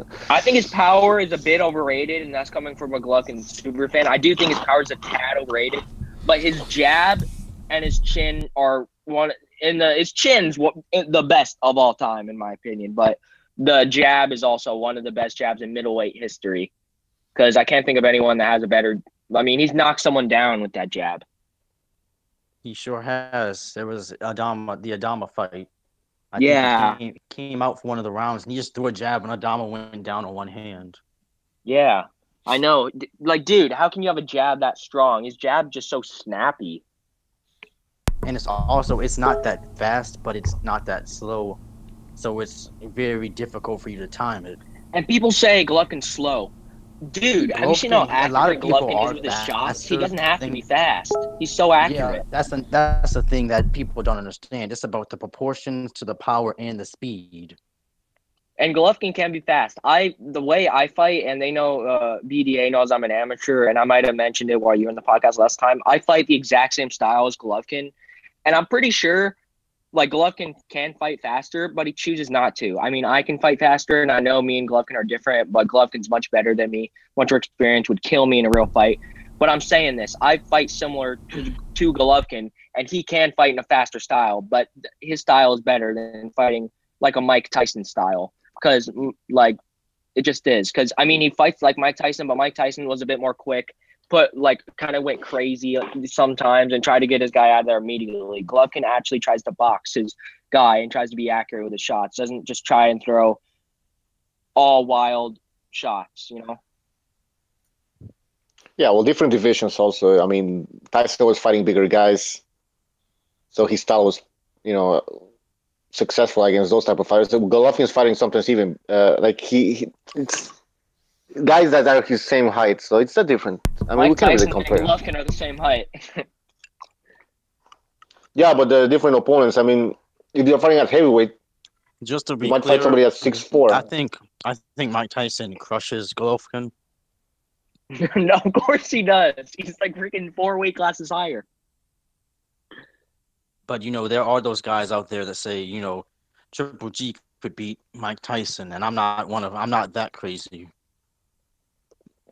No, I can tell, Reverse, you like Golovkin, and I completely respect you, and I like you for that. But some people need to, I mean, I'm the biggest Golovkin fan you could possibly imagine. Like, I have a freaking poster sitting right next to me of Golovkin, but There's this guy named Cannot Islam. Do you know who that is? I know a guy named Wessam on Twitter that's extremely biased towards Golovkin, like unbelievably biased. But yeah, I'm talking about there's this fighter named Cannot Islam. Mm-hmm. Yeah, he's like he's from Kazakhstan. He's like a junior middleweight version of Triple G. Yeah, and he's ranked like 13 in the world right now. By the WBC. No, so what? Like by just like on his BoxRec ranking, he's 13. Oh, okay, BoxRec. No, but yeah, position. Oh, I thought you were gonna say, like, has anyone actually said Golovkin is like could beat Mike Tyson in a fight or Muhammad Ali in a boxing match, even though the weight difference is? Travis Gotti said he beat Triple G in a street fight at one time. Travis got no wait. I know that dude. He was in. I saw him in the Artorias Boxing Golovkin Aftermath. He was like, I thought Golovkin won 7 fucking rounds. No, I don't. Dude, Golovkin was such a badass as like a kid and stuff. He got into a bunch of street fights. Literally, his older brothers would literally take a random dude off the street. Have you seen that picture with him? With him as a kid with a gun in his hand. Yeah, dude, Mm-hmm. that's crazy. He was real tough growing up. I mean, he just looks like, what do you call it? A nice guy with a baby face, but like people people underestimate him. I mean, people that I don't mean people that fight him, because obviously people are scared shitless of him, but people that don't, like Michael Buffer was saying, here's this guy with a lucky go-y attitude or whatever. He doesn't look like a fighter. He looks like a Russian kid show host in the morning or something like that. I've seen that interview before. He did that when the Brook fight. Yeah. The Brook fight. I love Triple G too, but can we change it up a little bit? Yeah. Oh yeah. I wanted to say the was looking at. Oh, is that picture, who talked right there? Is that Ray? Yeah. Oh, I'm sorry, dude. I need to let you talk. No, that's all good, man. I never noticed, but like Zakianov's eyes are so scary. Have you ever just looked at both his eyes? Zakianov, he WBA bantamweight champion. I don't know who that is. Let me look it up right now. We need a He's picture fighting here. on HBO tonight. Hey, pull up a picture, BDA. BDA. I'm on it. Well, I'm right there. I'm checking right now, so you don't need to. Bantamweight. What's his name? Starts with a Z. Just put ZZ. I'm gonna need a picture. The only dude I see in is he a belt holder? WBA. He looks like he's got, I don't want to be mean, but he looks like he's got like a mental defect or something. Show it to me. Show me a picture. I only see a dude named Zolini Tet. Well, hold on. I'm trying to find a good picture where he's actually facing the camera. Look up his weigh-in with Ryan Burnett. Oh, he's weighing. Okay, hold on. Ryan Burnett. Oh, wait. Was he on the Triple G Canelo undercard, Ryan Burnett? Yeah, okay, there's a picture at the weigh-in. He looks like a fucking... No. He looks like I see his name. He doesn't look that... He doesn't look that crazy. Scary. I think Reverse Lee is easily scared, man, because he doesn't look that scary. No, I'm not scared of Zakianov. Oh, I thought you said you were terrified. No, it's just his eyes. He's from Kazakhstan, too. Yeah, he's trained by Ricky Hatton. Dude, Ricky Hatton was such a beast. I love Ricky Hatton. Is that the bad guy from Karate Kid in the back? The guy in the gray suit there? Oh, the master. So yeah, there you have him. He's from Kazakhstan as well, I believe, right? Well, that picture, I kind of feel like he's forcing it. If he doesn't he's forcing it. It's like he's going to the bathroom or something. Hamed said in the chat, wait, I'm going to read this. So Hamed said Jack is a Triple G fanboy. Yeah, I am, but I'm not biased. No, I mean, I'm not like biased where I'll say he'll beat Mike Tyson in a fight if go in like their respective weight classes, or I'll score Canelo Triple G 12-0 for Triple G. I'm fair. I don't know. I just like him a lot. In your opinion, he'll just beat everybody except Mike Tyson, right? Hamed, you think that... No, I think he'll be almost every fighter in middleweight history, but I think he'd lose to like Roy Jones Jr. That's about it. Hamed, do you think that everybody Triple G fought before Jacobs was a can? Oh, let's wait for him to answer. Let's spice this up a little bit. Is Hamed in the chat? Yeah, he's. Reverse knows his shit. Still don't agree with Triple G that Triple G beats Leonard or Hagler.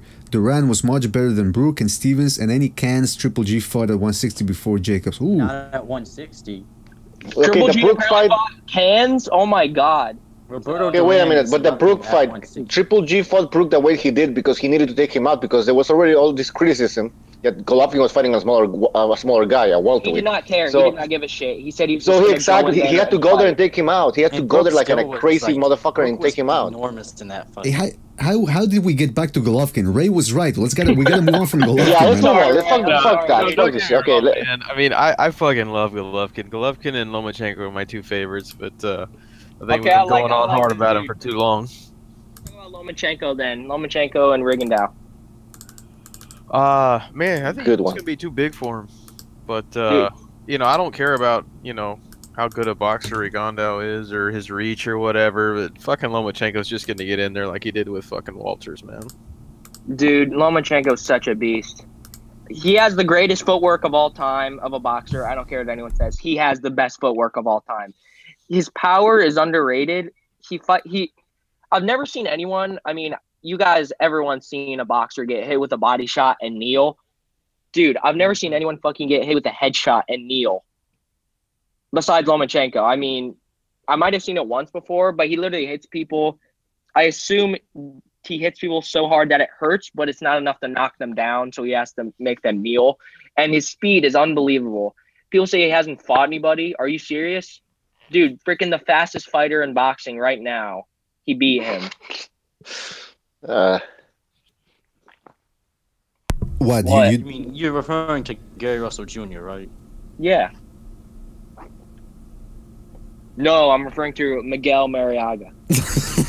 Oh. Whoa. That's a joke, Oh, right? yeah. Yeah, of course it is. Shots fired, man. Shots fired.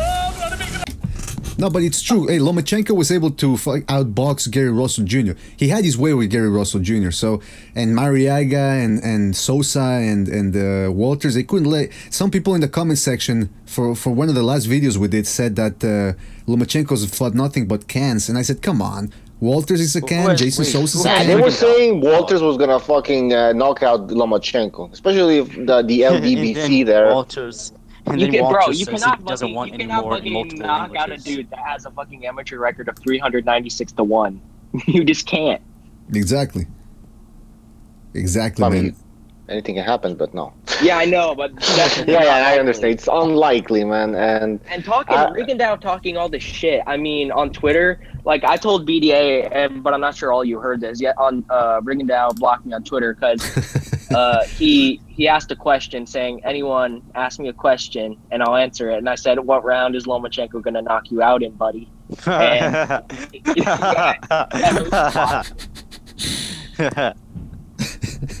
Yeah, I think if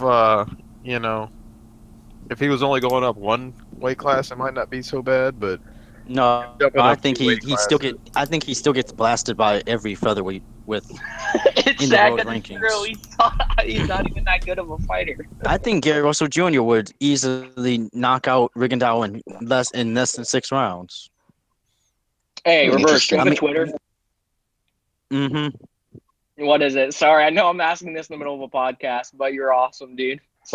There's so many. Oh wait, shit! I have to mute my mic real quick. My dogs are going crazy.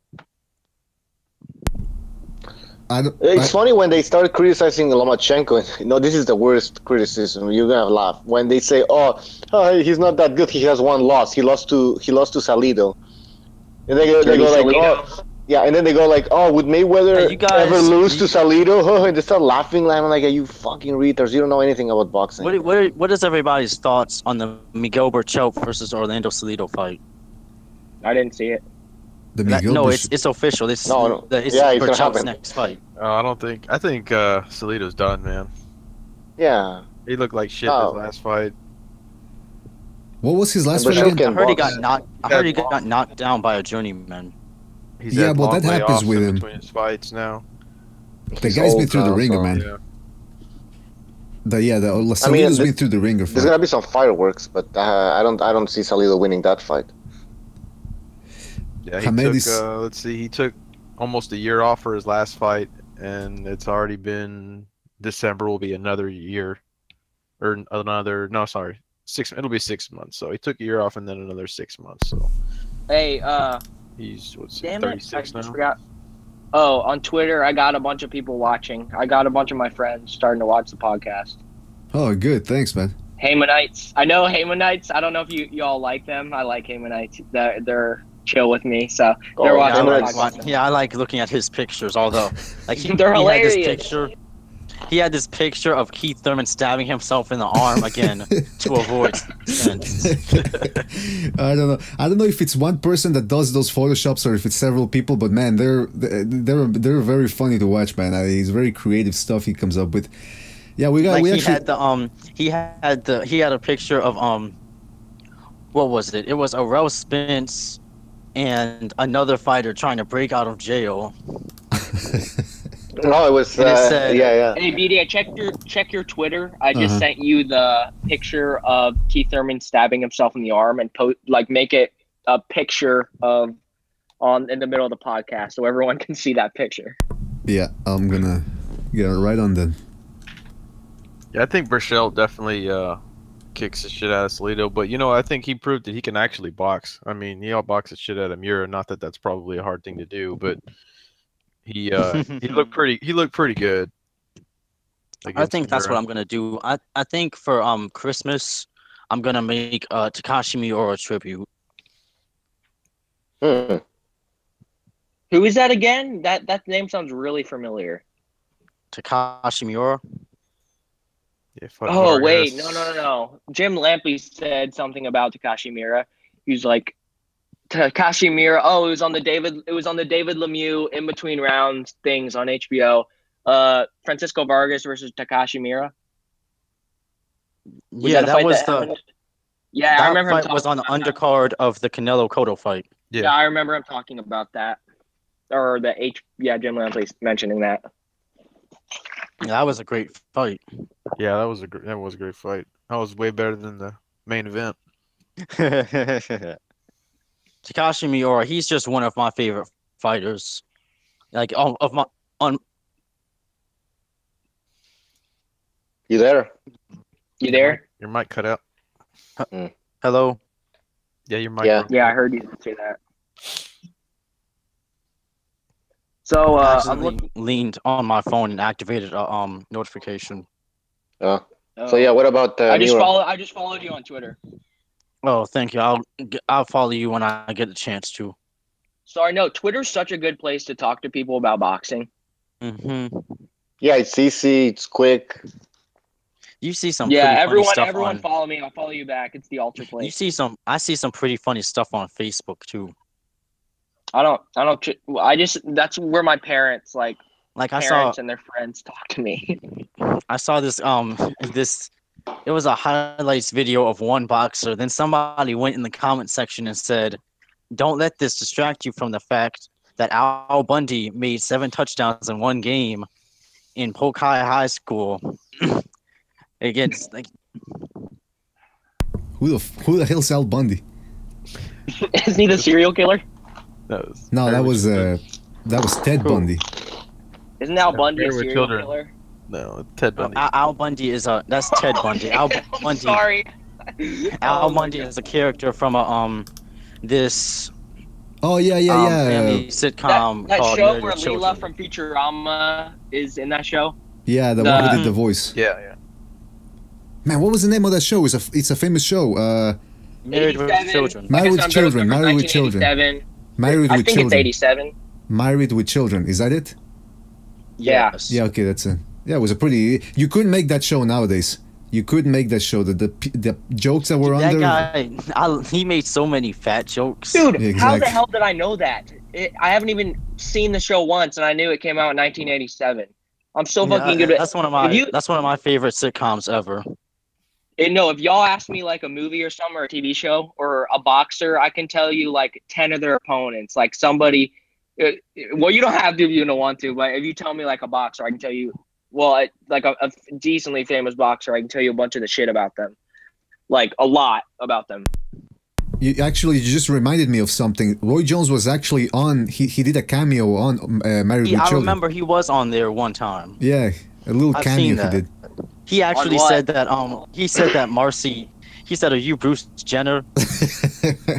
No, they were actually predicting it. They predicted the future, man. Or maybe people back then already knew that Bruce Jenner. There was something fishy about him. No, people were just saying that because Bruce Jenner always had like a feminine look to his face and his body. Wait, what are we even talking about? I thought this was a boxing podcast. Well, you thought you wrong. would have to have seen the show to understand it. Exactly. Right. Oh no, but like I was saying, if you don't have to if you don't want to. Tell me a boxer and I can tell you like 10 of their opponents, what year they were born and shit. It's just in my mind. What year was Lennox Lewis born? 65, I think. He's looking it up. I heard the keyboard. You were looking it up, man. What the hell? Not that quick. He was born in 60. Dude, I was right. 65. Yeah, he said he answered the question in like 1 second after I asked it. Yeah, well, 1965. He types fast, man. And that's correct. I just looked it up. What is Ricky Haddon's son name? Okay, wait, well, hold on a minute. That's a Junior. very... I don't know. Is it Ricky? That's Ricky Jr. It is. No, I don't know. What the fuck is this? Okay, wait, hold on. I got a question. You said anything. I'm good with numbers on like what person made a debut or something like that. Okay, what what- year a movie came out?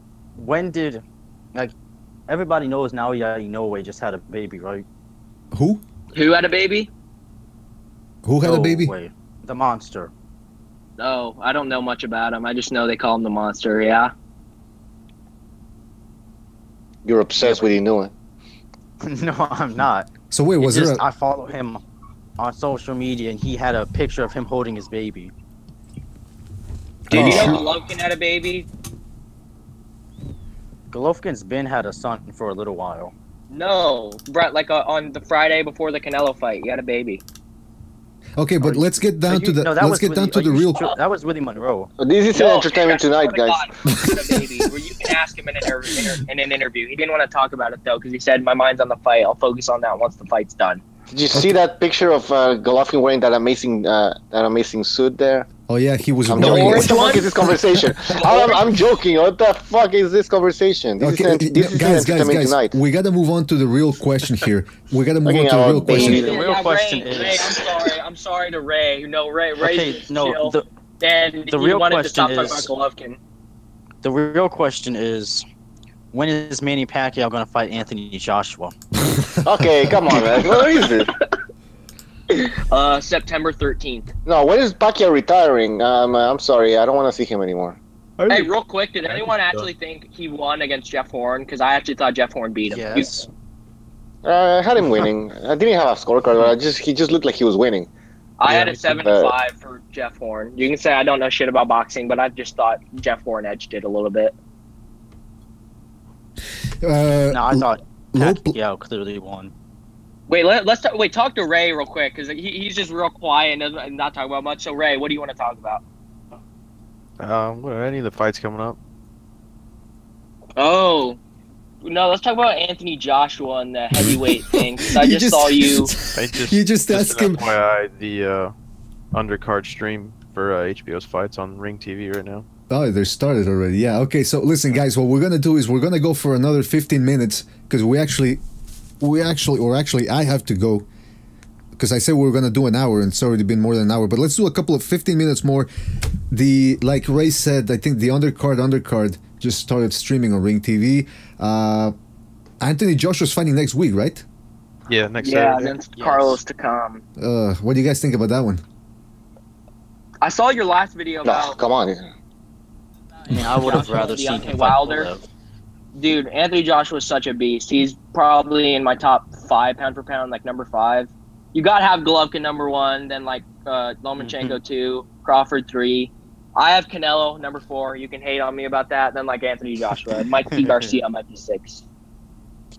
Hey, did you know, Jack? Did you know there was somebody who came here on the show before last and said that Adonis Stevenson was pound for pound number 1? Yes, I did. Dude, I argued with the last podcast a little bit. Hey, he's got a right to say it, man. It's the boxing debate arena. There are no filters here. He's real big on. Oh yeah, doing that, there is a crossing point. If you have Adonis Stevenson number 1 pound for pound, that is a crossing point. Yeah, I mean, that's a pretty extreme pick as number 1 pound for pound, but we'll see how he does against Adelaide Alvarez in his next fight. Although even Lopez, the guy we're talking about, he doesn't think that fight's going to happen. He thinks Alvarez is being shied away from Stevenson.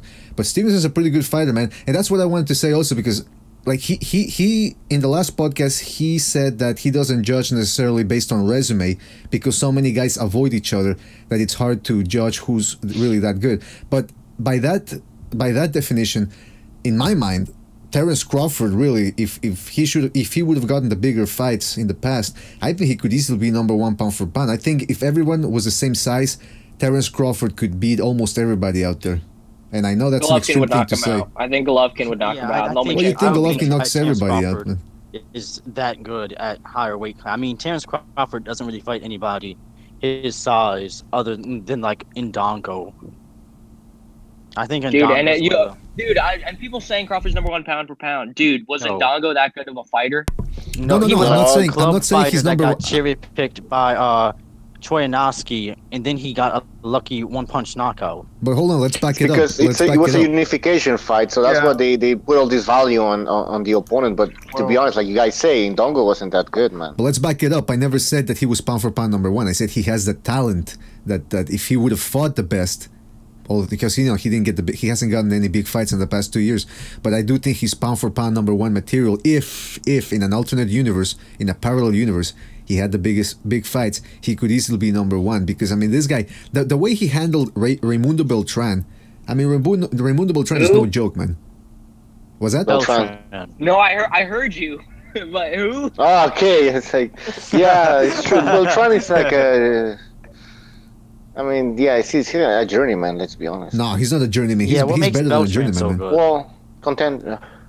You know, I mean, I've have to heard that the only reason he looks so good recently is because he's got some boosters. Well, you never know.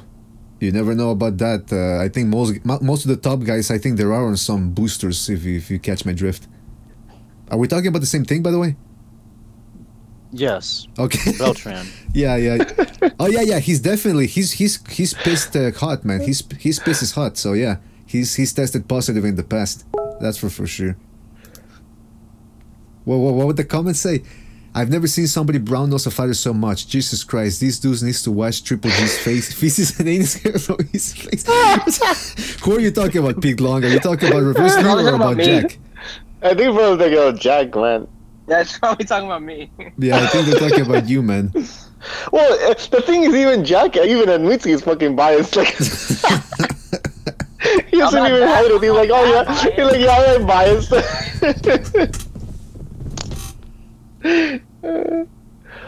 Well, at least he's honest. He's just a boxer puncher. I mean, if he fought Errol Spence, if he moves to fight Errol Spence, I think Errol Spence will beat him. I think Errol Spence is a great upcoming fighter. I think Errol Spence will knock. I don't credit Errol Spence that much because I think he's a weight bully as much as most like successful American fighters are these days. Reverse. I mean, like Well, we name gotta one wait and see. one successful American who's not He a did weight good bully. against Cal Brook, who's another weight bully. Mikel Yeah, Brook that's had true. just had his orbital bone broken by Triple G. And he was coming down It in was the weight. other one. It was the other orbital bone. Yeah, it was the other one. But psychologically, he was broken. Yeah. Yeah, and he won at least the first 5 rounds of the fight. Oh, it was a close fight, yeah. And then Spence Jr. took over. But listen, let's not talk shit about Spence Jr. yet. I mean, we have to see more of him. Yeah, but I also agree. We can't start saying he's fucking that. This amazing fight. Like he's gonna be the pound for pound But #1. he's amazing. Did Like, you we're see talking the about street Wilder, fight against the we fat don't guy shit on the about street, man? Wilder, because Wilder has been in boxing for a while now, and he's fought all bums, and he's just a shit fighter. So we can't talk shit about Wilder. Bum Squad. Dude, I said that last episode. I said #Bum Squad. Everybody calls him bomb squad. Come on, guys. But I mean, yeah, we want to talk about Wilder. Jesus Christ! I mean, 5 defenses against who? I remember on the last podcast. You're so right. We were making a bunch of jokes about how anybody could knock out Wilder. Dude, Oh, yeah. who would win? No, if Triple G. I think BDA said wrong Versailles. No, I went a little farther than that. Yeah, and Wait, I how said much- I was about to no, say, yeah, you no think- way. How much does he weigh? 219, 219 pounds. Find his lowest weight at like 200. If Andre Ward went up, if Andre Ward was still fighting, went up. Actually, no, fuck that. Ward's overrated as fuck. Yeah, Ward would probably get knocked out because he can barely dodge a jab. Dude, I was saying that. Dude, he sounds like me last episode. Like that. I was saying how Golovkin would knock out Andre Ward, and then they're Yeah. like, no, and then I'm He like, he almost can't really got dodge a knocked. jab, can he? Almost got knocked out by Kovalev in the second fight. That's the only reason he went on his low blow parade in that 8th round. Y'all, dude, come on. There's so many more people listening now. There's 12 people listening now. I wish you couldn't end it. Hey guys, I gotta head out, man. I'll catch y'all next time.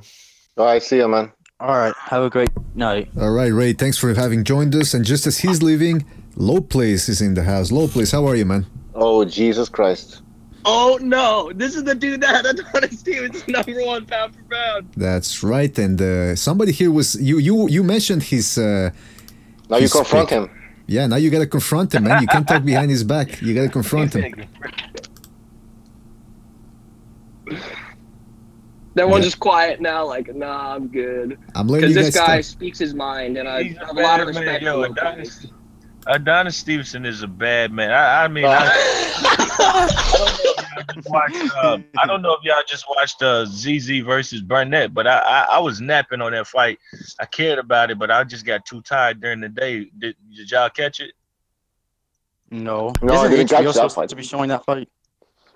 Yeah, HBO showing. It said Burnett got the win, but nobody likes the scorecard so far on my Twitter. Like 118 and. I remember, he's an Eddie Hearn fighter. I don't know. They saying he won, but 118's on 2 cards and 116 was more respectable. I could see him being a better athlete, but yeah, I catch it on the HBO tape delay. But yeah, man, if anybody's bad mouthing Adonis, man, I don't get it, man. Like, it's a fun fighter to watch. That's Bro, he got No, he's knocked fun. out. He's just not good. I mean, he's a great fighter, but he's not. He's I wouldn't definitely not call him top great. 20 He's pound for an pound all material. right. He is a great. Yeah, I would tell you agree with this. that. At the end of 2014, the man was ranked. He was ranked number 9 pound for pound. My question Yeah, is, but without it's losing, 2017. yeah. He's never been ranked number 1 pound for pound Let me ever. say this. Let me say this. Danny Garcia was ranked 8 or 9 around that time as well. Danny Garcia literally lost robberies. Adonis never done such a thing. He continued to knock people out. Yeah, that because shows Adonis you. doesn't He's been so inactive. That shows you people's opinion about. Yeah, I mean, Freaking but their opinion can be hate based. In the ring, he's still doing what he was doing to get your respect in the first place. I can't be a hater. That's not in my blood.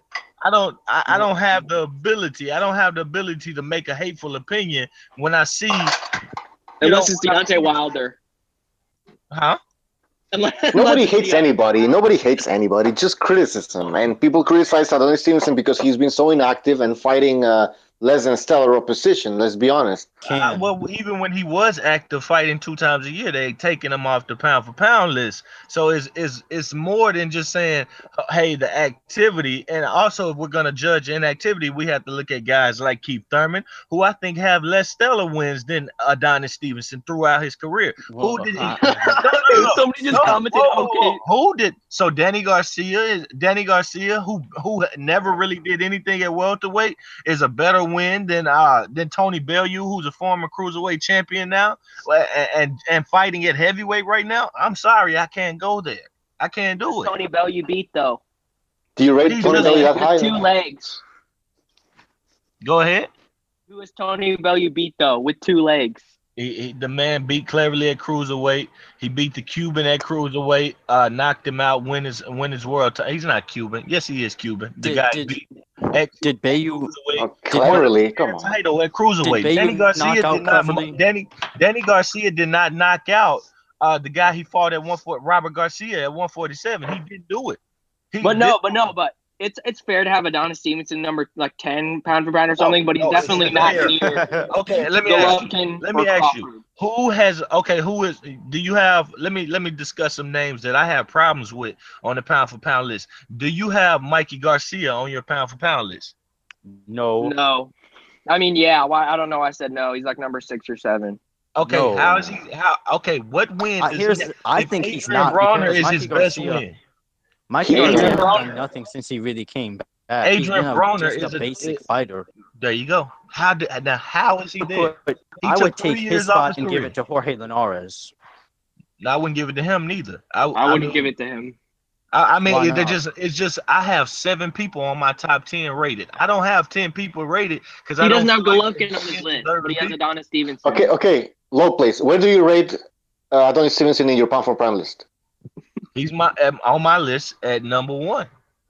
Okay. No, hold on. So, did he fight Kovalev? Who's a light heavyweight? No, both are light heavyweights. No, he didn't. He gave Kovalev the offer 3 times. Kovalev. I don't care, but he didn't fight him. He's not even. Okay. He has to prove he's number one in his own division. He has to clean up his division. He did. To be number one, you have to clean everything. Like you have to He cleaned up the lineal champion, knocked him out with 1 punch.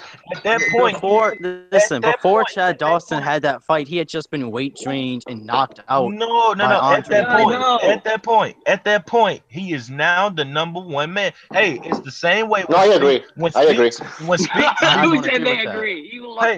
No, I agree with the fact that I agree with Lopez that Stevenson is a lineal champion because you follow the lineage, he is a lineal champion.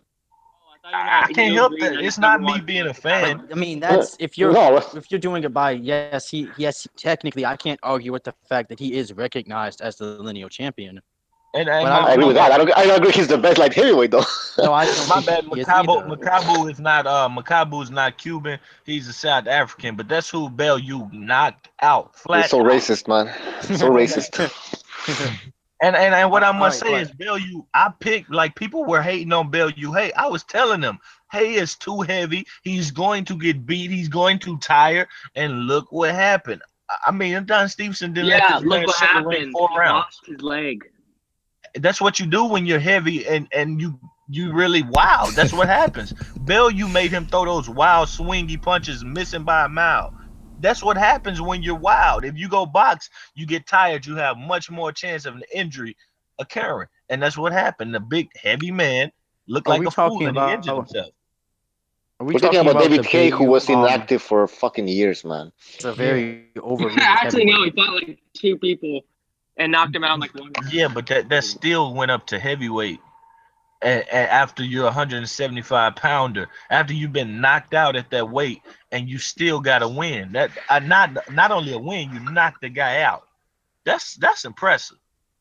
So wait, why can't Jorge Linares be on a pound for pound list?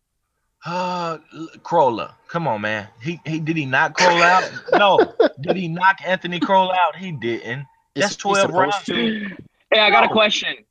No. And Luke Campbell. No, I got a question. Luke Campbell just about beat him. Did Golovkin knock Canelo out? No, he did not. Did Adonis Stevenson knock out Sakio Bika?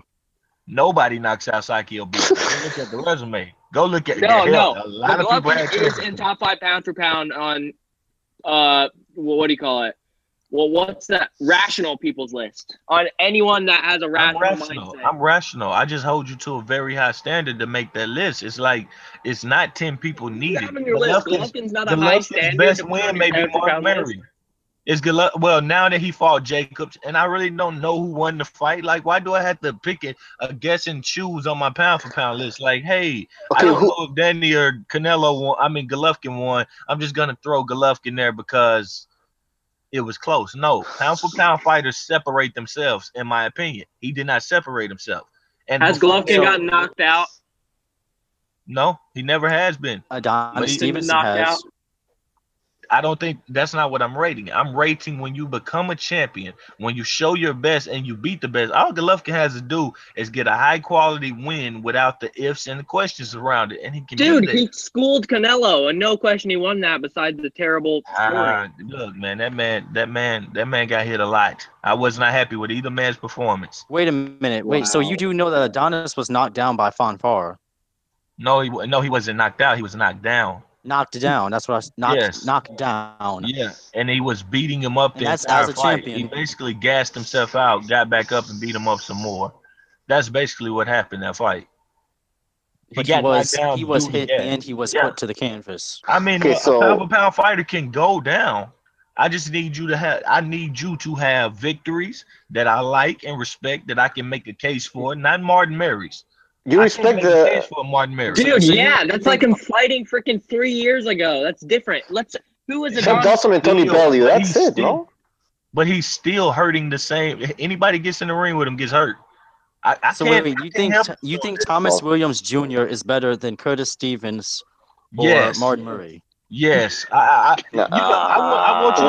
want you to do this. I want you to do this. Go watch how he fought to win the way that we know Adonis can punch. We know Golovkin can punch. We know that Adonis is probably a much better athlete than Golovkin. He's more, to be honest with you, he's more versatile than Golovkin. But what we What do you saw, mean by better athlete? Whoa, he is a better athlete than him. That's just true. He is. He's more versatile than him as well. What we saw from Thomas Williams Jr. was a refusal to lose. Those other guys, who you asked me about?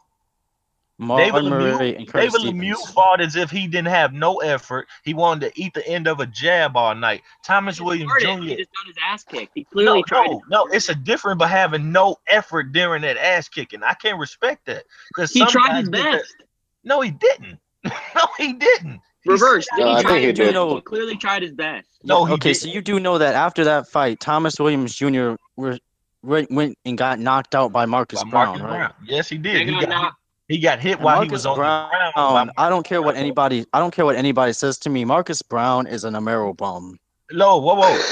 I agree with you. I agree with you, but go look at Thomas Williams Jr. He's on a knee in that fight, and Marcus Brown and he hit him while he was down. A dirty punch that you don't really recover from if you've ever been hit like disqualified for that. Exactly. So I mean, I'll tell you something. Golovkin and Crawford don't get knocked out in 2 rounds with a dude that has more freaking losses than wins. Well, let me tell you about that. There, Adonis Stevenson didn't have a promoter to build him up. You look at it, it was like a year. Does a promoter matter? No. Let me tell you. Yeah, it does. Yes, you do, because you can be in fights that you're not ready for, just trying to get a check. He had no kind of security like people that get pushed well, so he got knocked out early and he came back strong. That really means nothing at this point, though. So you do know that he did eventually rematch Darnell Boone and struggled to stop him, even though he was stuck in a corner and he kept hitting Darnell Boone over and over again. He almost beat him. It took like 4 or 5 dozen punches to actually knock him out. Yeah, he basically beat him to the. Hey, if you want to take more than 1 and take 5, that's you taking more of a beating. You know what I mean? Like Darnell Boone got battered, bro. But I'm just saying, the truth is, Adonis will tell you, we know he's been in that horrible trouble before or whatever, and he was still running with those people and still getting in trouble. He just wasn't in a good place, and that got him in the ring when he wasn't ready to be in the ring, and he got fucked up. It'll happen. Badu Jack and Sergey Kovalev would beat the shit out of I was going to say that. Badu Jack's really good, man. Okay. Badu Jack make the fight. I mean, Badu Jack's my pound for pound number 3, so I hope they make the fight. Oh my God. No jokes. Didn't you say Badu Jack would beat super middleweight? You fucking said. Let me ask you a question. Terrence Crawford, when he fought Victor Postol, that's a unification fight. Then Badu Jack, when he fought James DeGale, that's a unification fight. Terrence Crawford's performance was horrible. Terrence Crawford, I don't rate Terrence Crawford as high as a lot of people do. Horrible. I think that he should be towards the lower end because he doesn't fight anybody. It's not that he has I definitely rate him higher than Adonis Stevenson. I rate everybody higher. Okay, if you rate him higher, way above Adonis Stevenson. Okay, well let's ask this: if he's higher rated than Adonis Stevenson, can he jump to welterweight like Adonis Stevenson did? Jump up 1 weight class, and don't even fight the hurt lineal champion. Fight the hurt Kell Brook, because y'all saying that Kell Brook is about the same level as Chad Dawson was off his loss, right? So I think Kell Brook was higher. No, hold on. If he's better, tell him to go knock out Kell Brook in 1 punch, and I'll say he's better. Until then, my argument has. Well, if he knocks out dude, Chad Dawson is shit compared to Kell Brook. No, what are you talking about? Kell Brook. No, let me tell you something. Okay, so Chad Dawson and got knocked out. And in preparation to being weight trained by Andre Ward, Chad Dawson was also being knocked out in sparring before he fought Ward because of his weight training. So you do know that when you're weight trained, and he probably got knocked out about 3 times before he fought Adonis Stevenson. No, and I know more. Let me tell you what I know. After that, he got back with his trainer, the same guy that trained Badu Jack to where he's at right now, Eddie Mustafa Muhammad, Hall of Fame fighter himself in his own right. Eddie Mustafa Muhammad said, "We are having our best camp ever." They all said, "Yo," they took time off to get back together sit down, humble themselves, get right back, and they said we had our best camp ever. We're healthy. We ready What to go. everybody says.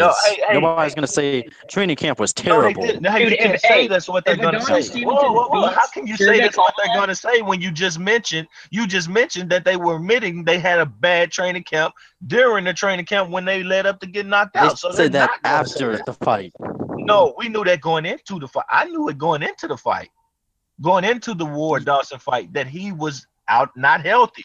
Andre Ward knew this. He was doing interviews on it. That's why I give him no credit for the victory, because he was too But you pussy to give go fight Adonis for the light Stevenson heavyweight credit. You give championship. Adonis Stevenson credit for knocking him out. Adonis Stevenson did not do it the wrong way. He didn't drain anyone. He went up in weight and knocked him out with one punch. See, let me make this It was argument. actually two shots if you technically think about it. It was a right jab and then it was a left over the top. I don't think well, if you want to call that right hand part of the issue, you can. But all I know is one big punch was thrown in that fight, and that's all it took. Now, can Crawford do that to Kell Brook? I'm waiting, because then I can say, you know what, I got a monster on my hands.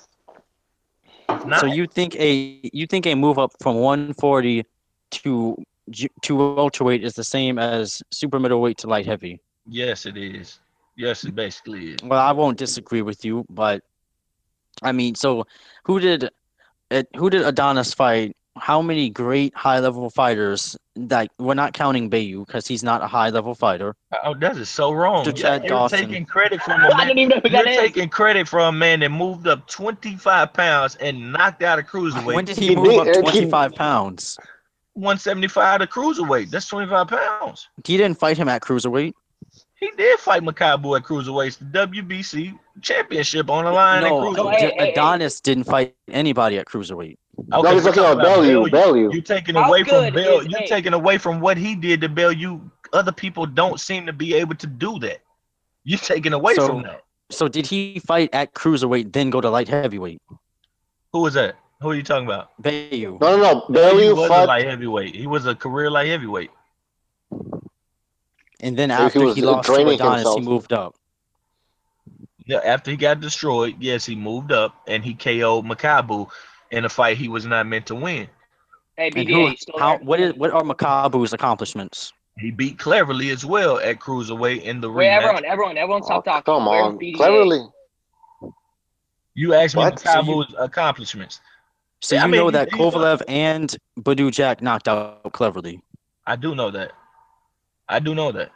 How good's Fonfara? Because Joe Smith Jr. might disagree that he's like a top opponent. I tweeted today. I would like to see that fight part 2, or I would like to see Joe Smith versus Chad Nunes.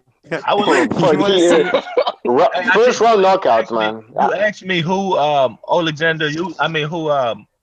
Makabu beat. You look at Tabiso Machuno, who was Alexander Usyk's opponent, giving him a lot of trouble on HBO. Both of them got that KO. Why did you want to see Fonfara Smith too?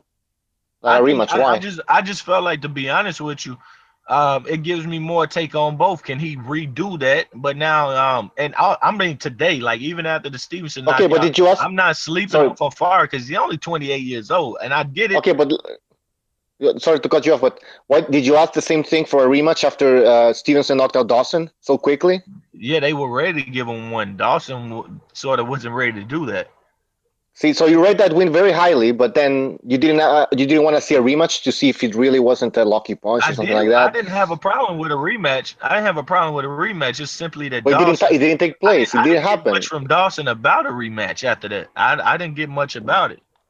You didn't hear much, and I don't hear much from Fonfara either. But at this point, Dawson went and got beat by Karpinski, and Karpinski got the shot. Karpinski got KO'd in 2 rounds, and then Karpinski almost knocked Alexander Vazik completely out on a 10-day notice. Like, I love the light heavyweight division, and I kept up with it more than any other division these days. And I'm telling you, he just does not get credit for what other guys seem to get credit for. And when I look across boxing, you think that Adonis Stevenson, because I think you told me this too, you think that Adonis Stevenson's run as a career, it obliterates all of Roman Gonzalez's 4 title belts? No, no, I never said that. What I said about the lower weight class at 115, 118, it's normally at 118 and it can find its way up to 22, 26. What happens down there, and I see it even when I see smaller fighters come to the gym that ain't getting no bigger. They basically only taught one or two styles. And when you're fighting the same styles over again, it's not fair for me to rate you pound for pound when all of these other weight classes above you know much more. What needs to stop happening is in these gyms. Styles has Adonis fought. We can go through them. Chad Dawson. I hate they say this, but they say slick black fighter, and I know what they mean. Chad Dawson is very much a very labeled in that category. You see, he knocked Chad Dawson out in 1 round, so he Okay. really didn't deal with any of that. That's the point. That's the point. So how do we know Dawson was shot if we didn't get to see him in the 7th, 8th, 9th round? That's why I don't let Then people the say. way he's fighting. You can't give credit for him. You can't give him credit for winning that. Why can't It only why goes can't he? one He way. did. So I don't give him credit for I knocking mean, out. it has to go both ways. You either have to give credit to Adonis Stevenson for knocking out Chad Dawson, and then you have to recognize other first round knockouts as wins over. What fight? I'm recognizing Fonfara got knocked out. I recognize that. I appreciate Joe Smith for that, but Joe Smith in turn lost. So I would like to see them in a crossroads level bout because they're both like, yo, where's the come up for either one? They can't get a title. They shouldn't be getting a title shot right now after losses. So why has Elder Alvarez defended his silver title about 5 times? In December 2016, his quote was, "My team told me." He says, "I'm ready to fight Adonis, but my team wants me to fight the Southpaws." December 2016, when he was offered the fight, and he was offered that fight, he took it and he fought. He fought a D dude, somebody named with a D, a horrible fight, and he received a cut in that fight. Then he took a Butte offer, and Butte's a big name.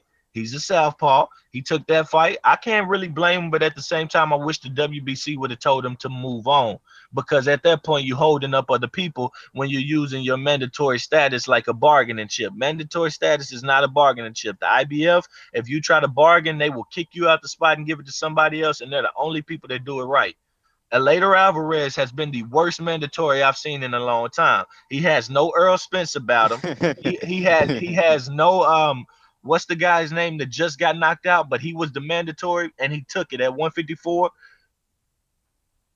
Erickson Lubin. He has none of that about him. That man was not ready, but he was the mandatory. He said, "This is my shot." I respect that. Same with my guy Luke Campbell for the WBA. He was the mandatory. He didn't flinch when it came to getting in the ring, and he put on a hell of a performance. Eleider Alvarez has drawn his shit out for years now, and the WBC is crooked and have done nothing about it. Well, And the fight's gonna happen though. It's gonna happen in December. January. Sorry. BDA. The fight between Alvarez and Stevenson is set for January now. They're just working out the specific date, but it should be happening, and we should find out how much Stevenson has in the tank, man. Because let me tell you, he's 41 or something, man. He's 40, but he's pretty good still. 40, okay, 40.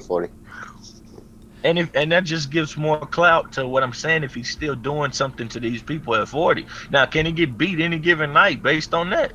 Easily, you're supposed to. I would agree there. Stevenson would beat Kovalev. I believe you. Look at the reaches. Look at the style. I think he not only beats him, but he chins him, and he keeps him on the end of his punches. You look at the style. Look at the reaches. 77-inch reach to 73-inch reach. Kovalev loves to use that jab versus southpaw who counters the jab and doesn't move his. And then the jab, the person who uses the jab, Kovalev rarely moves his head. Rarely. Can you give us your thoughts, King Bucho? I don't know, man. I don't see. I mean, Stevenson. I think he would be eating that jab, man. That Kovalev jab is pretty amazing, to be honest. Yeah, you can't jab people with longer arms than you. That's. But it's a southpaw, so can't do it.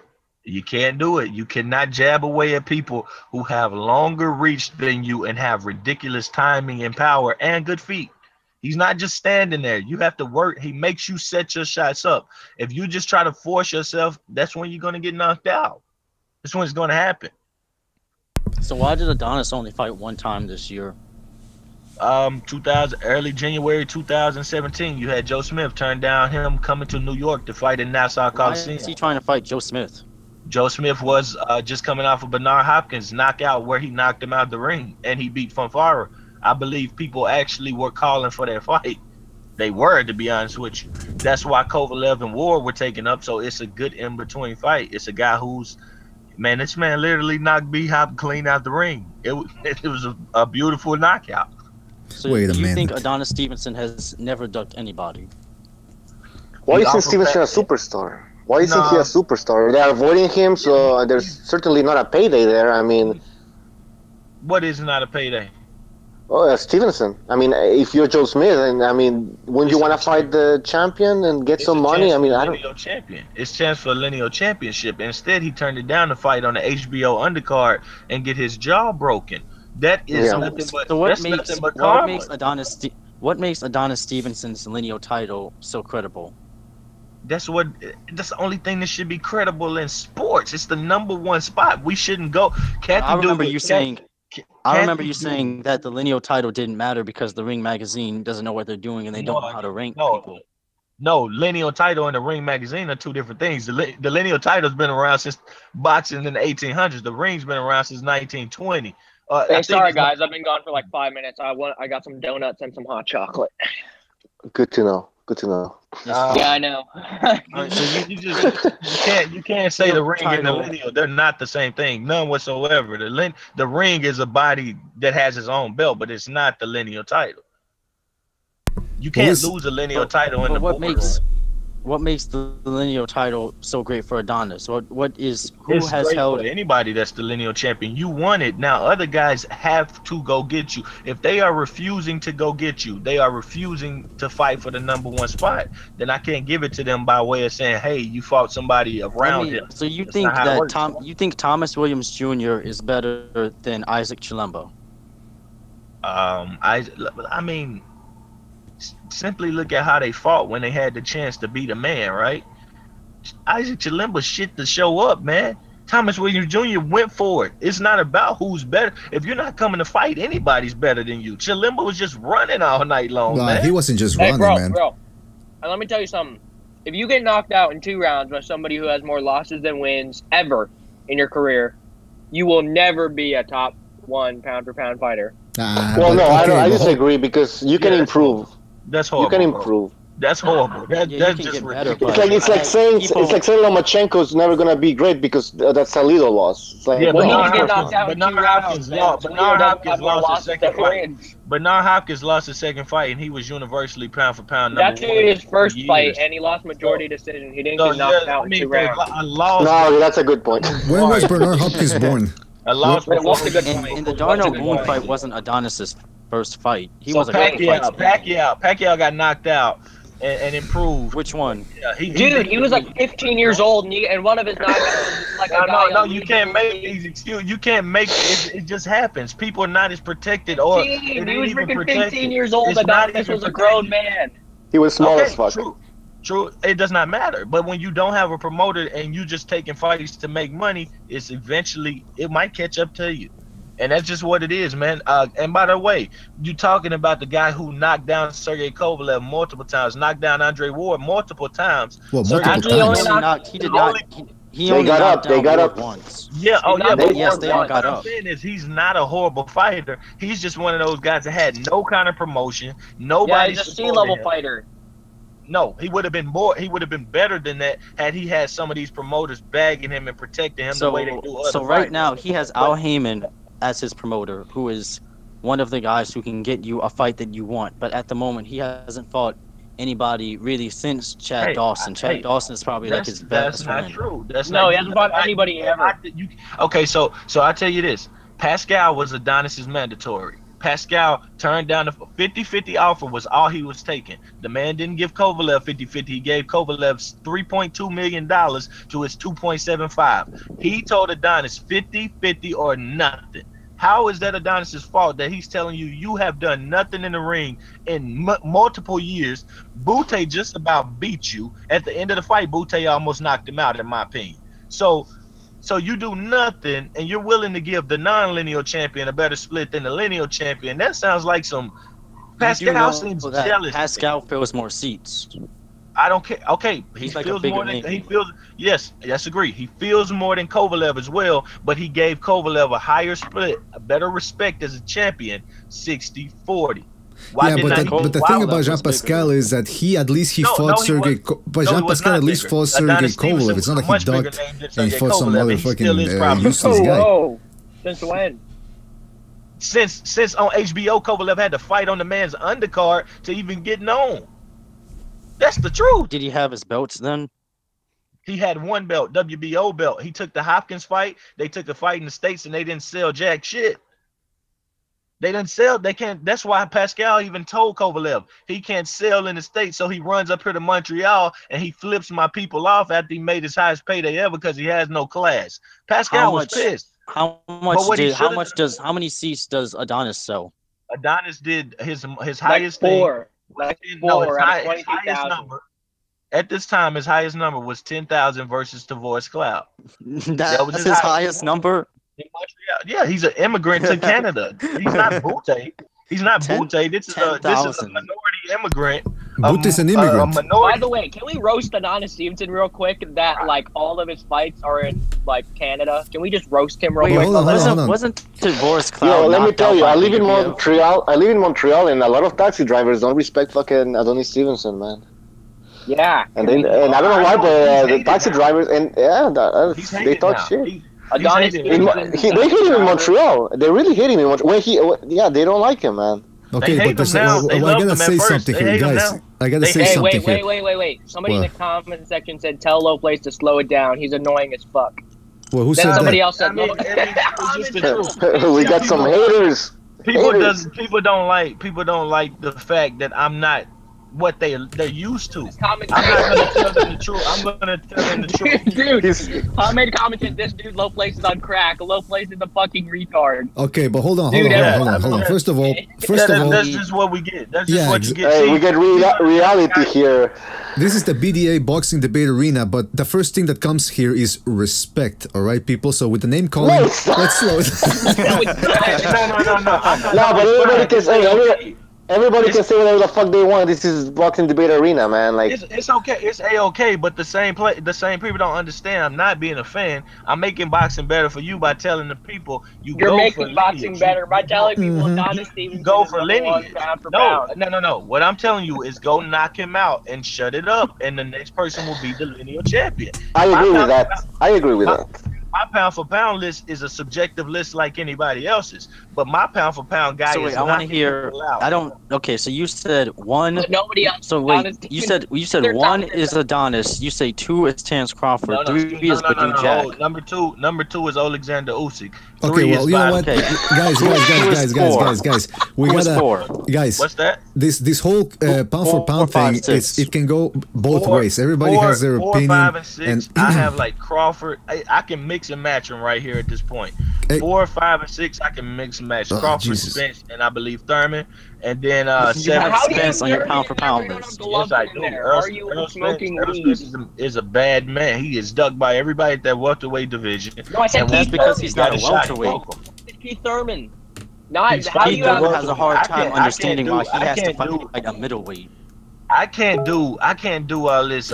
He makes the weight, but he's not at the weight. You know, that's not my fault. These guys are where they are. You know, it just is what it is. I used to make up that argument, but at the same time, man, everybody's doing it. I'm gonna eventually hate boxing if I start realizing. Everyone's commenting. Oh my God, he put Usyk in there. Yeah, everybody is not doing it. Triple G isn't doing good. 2% of boxing isn't like 2%. Like 2%.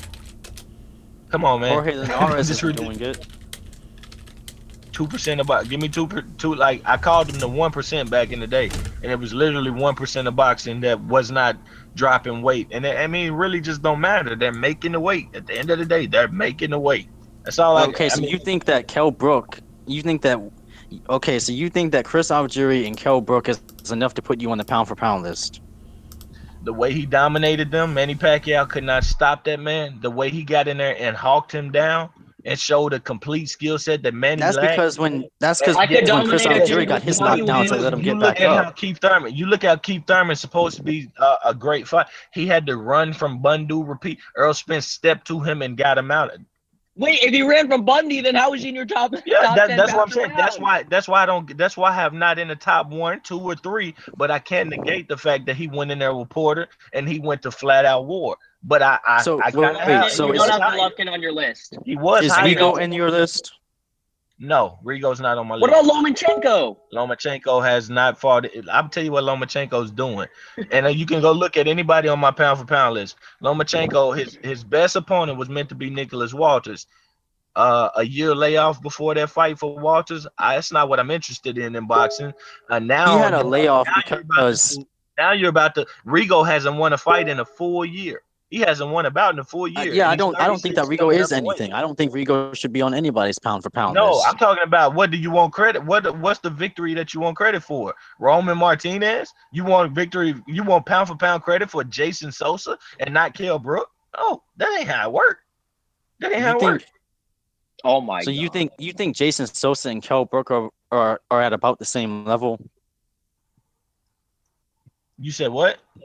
You think Jason Sosa and Kell Brook are at Kell about Brook the same level? Kell Brook is a much bigger level than Jason Sosa.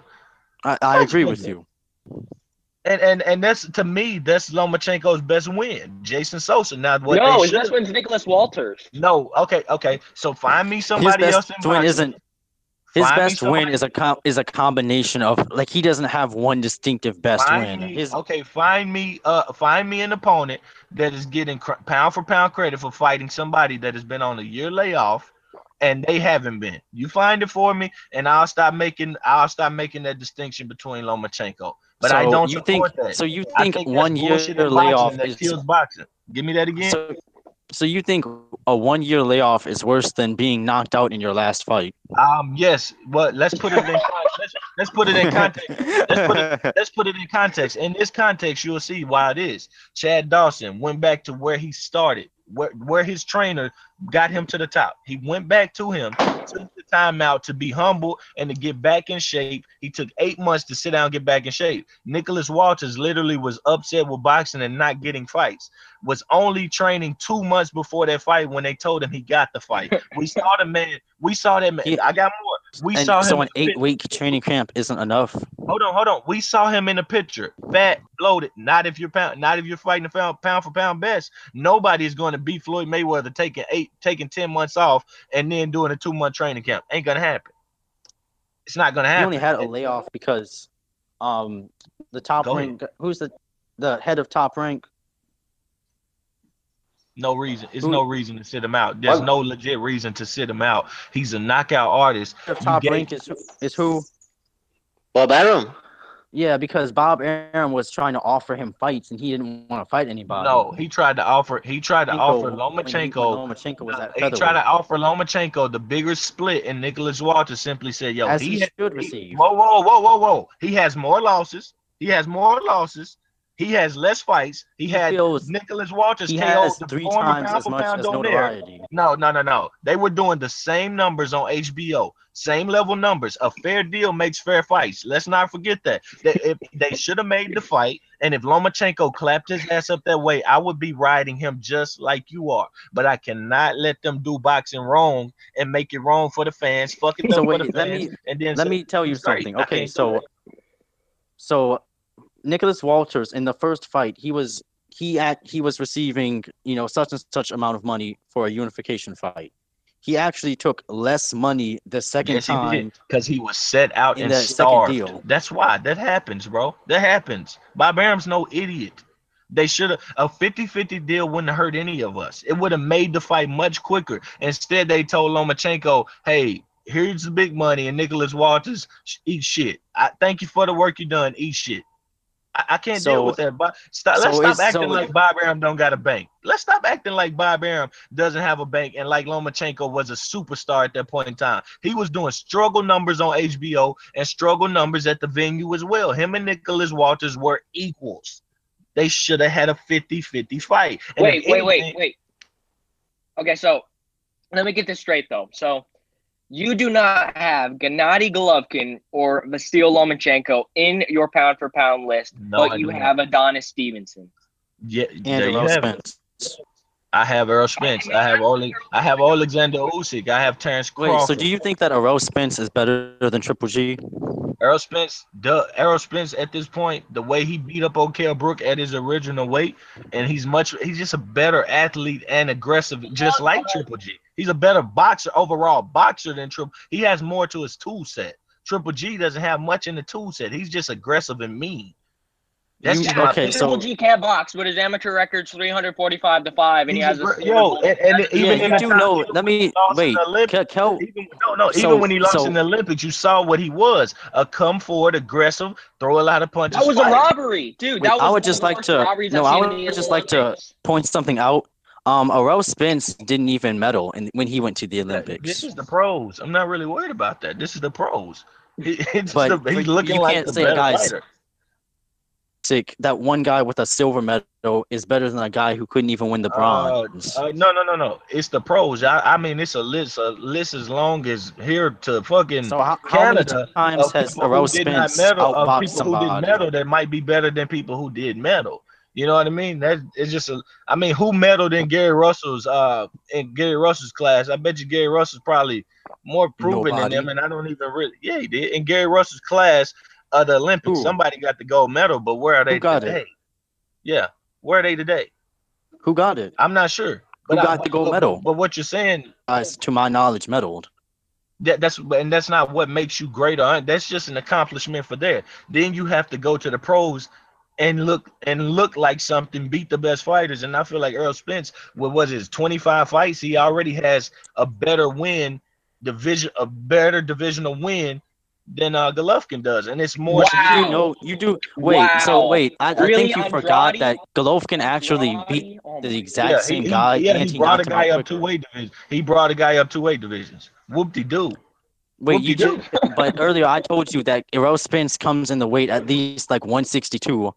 No, that's Thunderdome logic. This is not how it works. If Triple G is he's the bigger fighter naturally, okay? Then Errol Spence. You put them side by side and you start talking about poundage. That's an HBO saying, he's on the scale coming in here. Wait. What is Thunderdome logic? Kell Brook looked way smaller than Gennady Golovkin. If you can't agree, he didn't. Man, you serious?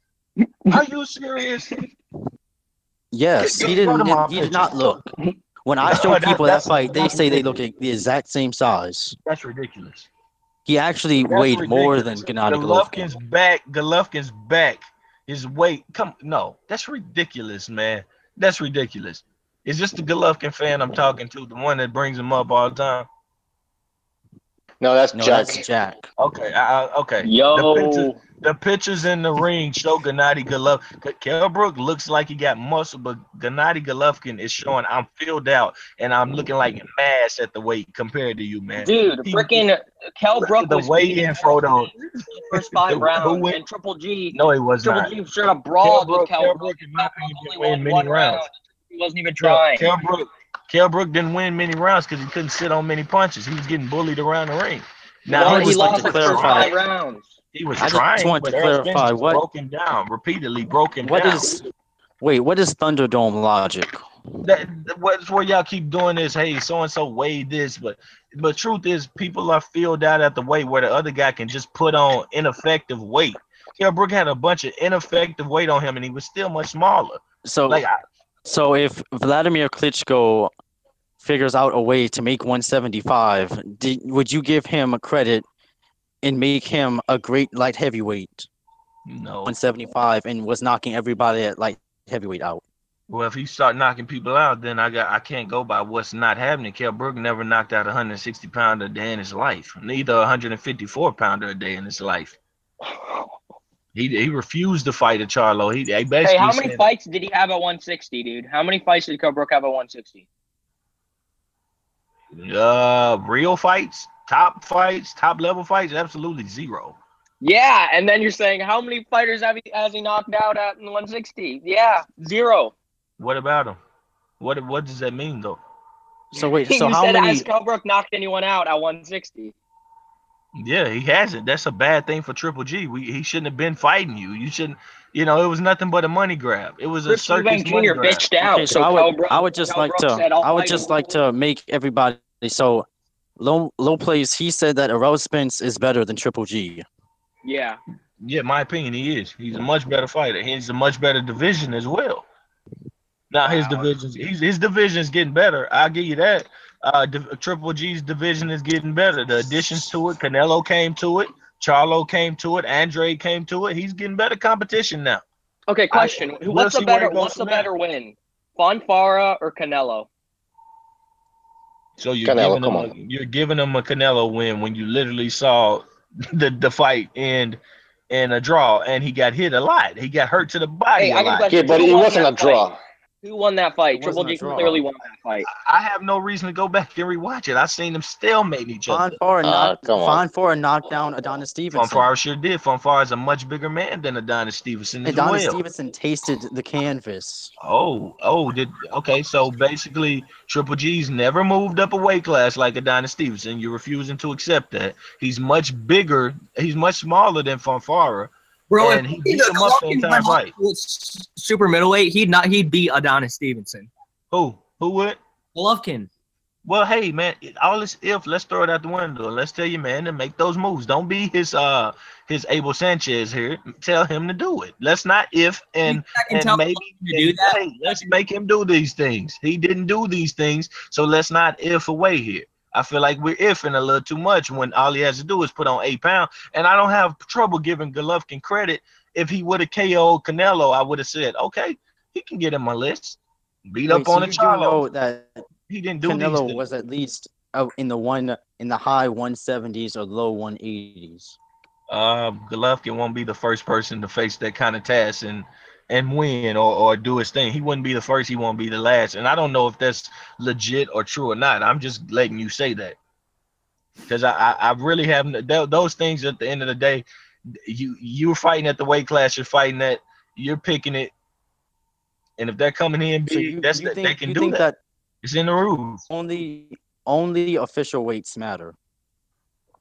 Let me apply this. Hamed 92 said Jack is extremely big fan and low place is a GGG hater. Big fan of GG. Jack also said earlier today in an article, he said people don't realize how much better my resume is than most of these fighters, including Triple G. He said I fought either current or former world champions 5 times in a row. 5 times in a row. So he basically, he's a fan of him, but he's also telling you, I'm kind of doing more than him, and I'm not getting the credit for it. Ooh, Adonis? Yeah, look at the comment. Badu Jack said that. Badu Jack said that. Triple G fan and low place is a Triple G hater. Badu Jack is the guy. Badu Jack is the guy who dropped his belt so he wouldn't have to fight Bivol. No, Badu Jack is the guy Badu Jack is the guy who dropped his belt because Eddie Hearn is in control of Bivol and he's going to be helping promote him. And Eddie Hearn simply told him, for you to even get this Cleverly fight, because I won't Cleverly get the exposure on the Mayweather undercard, sign a contract that you will drop the belt after you win the belt. That's what Badu Jack's words have been. And Eddie Hearn came out on Twitter and said the WBA they'd had basically nothing to do with Jack dropping the title. It was him, basically. That's his contract. He made Jack sign that, and Jack was scrambling for an opponent. He's not scared of a Dimitri Bivol. And they are using that now, though. They are talking about that. But Jack's words and a lot of sources that I heard said he dropped the title because he had to sign to drop it before he ever won it. But they let him fight. I dropped the belt because I didn't want to fight. Everybody has one excuse or another for why they dropped the belt. He admitted he didn't want to fight Golovkin once. But what I'm saying is Badu Jack says I signed the contract. Sources have confirmed that what's the guy's name? Sitting right by Dan Rayfield, CBS guy. He's saying they're basically the same thing Jack saying, that it was in his contract to say I have to drop the title, win, lose, or draw. And the reason I believe this is because I remember following Bivol, and he was saying he's not ready for championship level, but he wants to step to a Cleverly level fighter. And now look who he's fighting. He's fighting Trent Broadhurst, not a Badu Jack. It just has merit. So, and I know Eddie Hearn has pulled with the WBA, and he's a very smart man that can slime his way through shit. I wouldn't doubt that he said, yo, I'll give you cleverly and that Mayweather undercard fight and my guy a nice little payday with some percentages, and then you drop the title later and let my guy Bivol, who I'm helping promote now, putting him on my shows, you know, he can fight anybody for the belt. You know, we'll see. We'll see where it goes from here. But if Badu Jack is chasing Adonis Stevenson and is getting him basically next, what the fuck is the point of Bivol? Bivol is a belt holder, not a lineal champion. Reverse. Yes. Guess he's not here, but Yes. He said yes. Oh, check your Twitter, dude. Like, wait, follow me back. I need to DM you something right now because low place. You're just. Well, you guys. Hey, he has the right to say whatever the fuck he wants, huh? What did I do? Well, I mean, I'm just being honest with you, man. I don't think they I'm like just you, being man. honest. I don't dislike your guy Triple G. I promise you, I don't. Well, I you just don't. personally think he's been underwhelming, and the talk about him has been overwhelming. It was, first of all, you were going to stop Jacobs. We don't know who won the fight. People are. He didn't back say and that. forth. Well, We know. I who agree was that Golovkin has been improving in like his opposition has been improving, and that's why he hasn't looked that impressive, in my opinion. There you go. And So you got I'm on the not a hater. Because Go ahead. he's fought nothing but super middleweight plus in his last 2 fights. Canelo? No, Triple G. Triple G has not. No, fought I'm a saying middleweight Canelo since is. Dominic Wade. But drop What do you the, mean? I mean, drop the He's 154 pretty much pounds. already moved up in weight because he's fought 1 cruiserweight and 1 guy who was at least a light heavyweight. Yeah, but what drop about the Canelo, 154 man? if it's that big of a deal. If it's that big of a deal, Canelo drop the was, 154. he was at least a light heavyweight. Nah, but we have to give credit to Canelo. The way he was moving his head, and like a lot of people, like I said before, they were saying if Canelo leans on the ropes, it's over for Canelo because that's what Golovkin wants. Canelo was on the ropes, and Golovkin wasn't doing shit, man. You really think he wasn't? He doing wouldn't go anything? to the body. He wouldn't go He to the body wouldn't go because to the body. he was gonna get countered.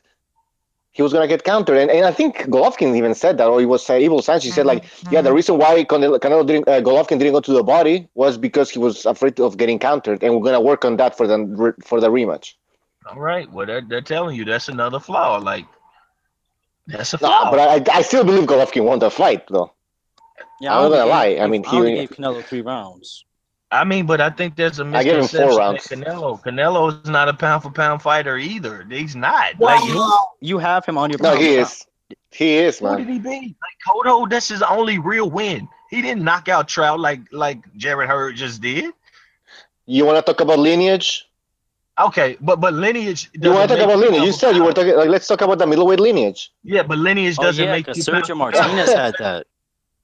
Rigo's lineal champion, but he's not in my pound for pound list. Canelo fought for lineage at 155 pounds. So what is it about? That's Chad middleweight. Dawson's That's lineage? middleweight, though. No, it's not. That's not. Well, Cotto beat a real middleweight, though. Cotto beat a on, middleweight man. with Martinez, and then the lineage. You have to follow the lineage. Now, I agree with you that simply because you have the lineage, you're the lineal champion, you become He is the pound for lineal pound. champion. He is. Yeah. But come on, man. 155. He disrespected boxing so bad that I just start calling him right then and there a circus. No, I agree. He's That's had stupid. the name forever. He's a circus.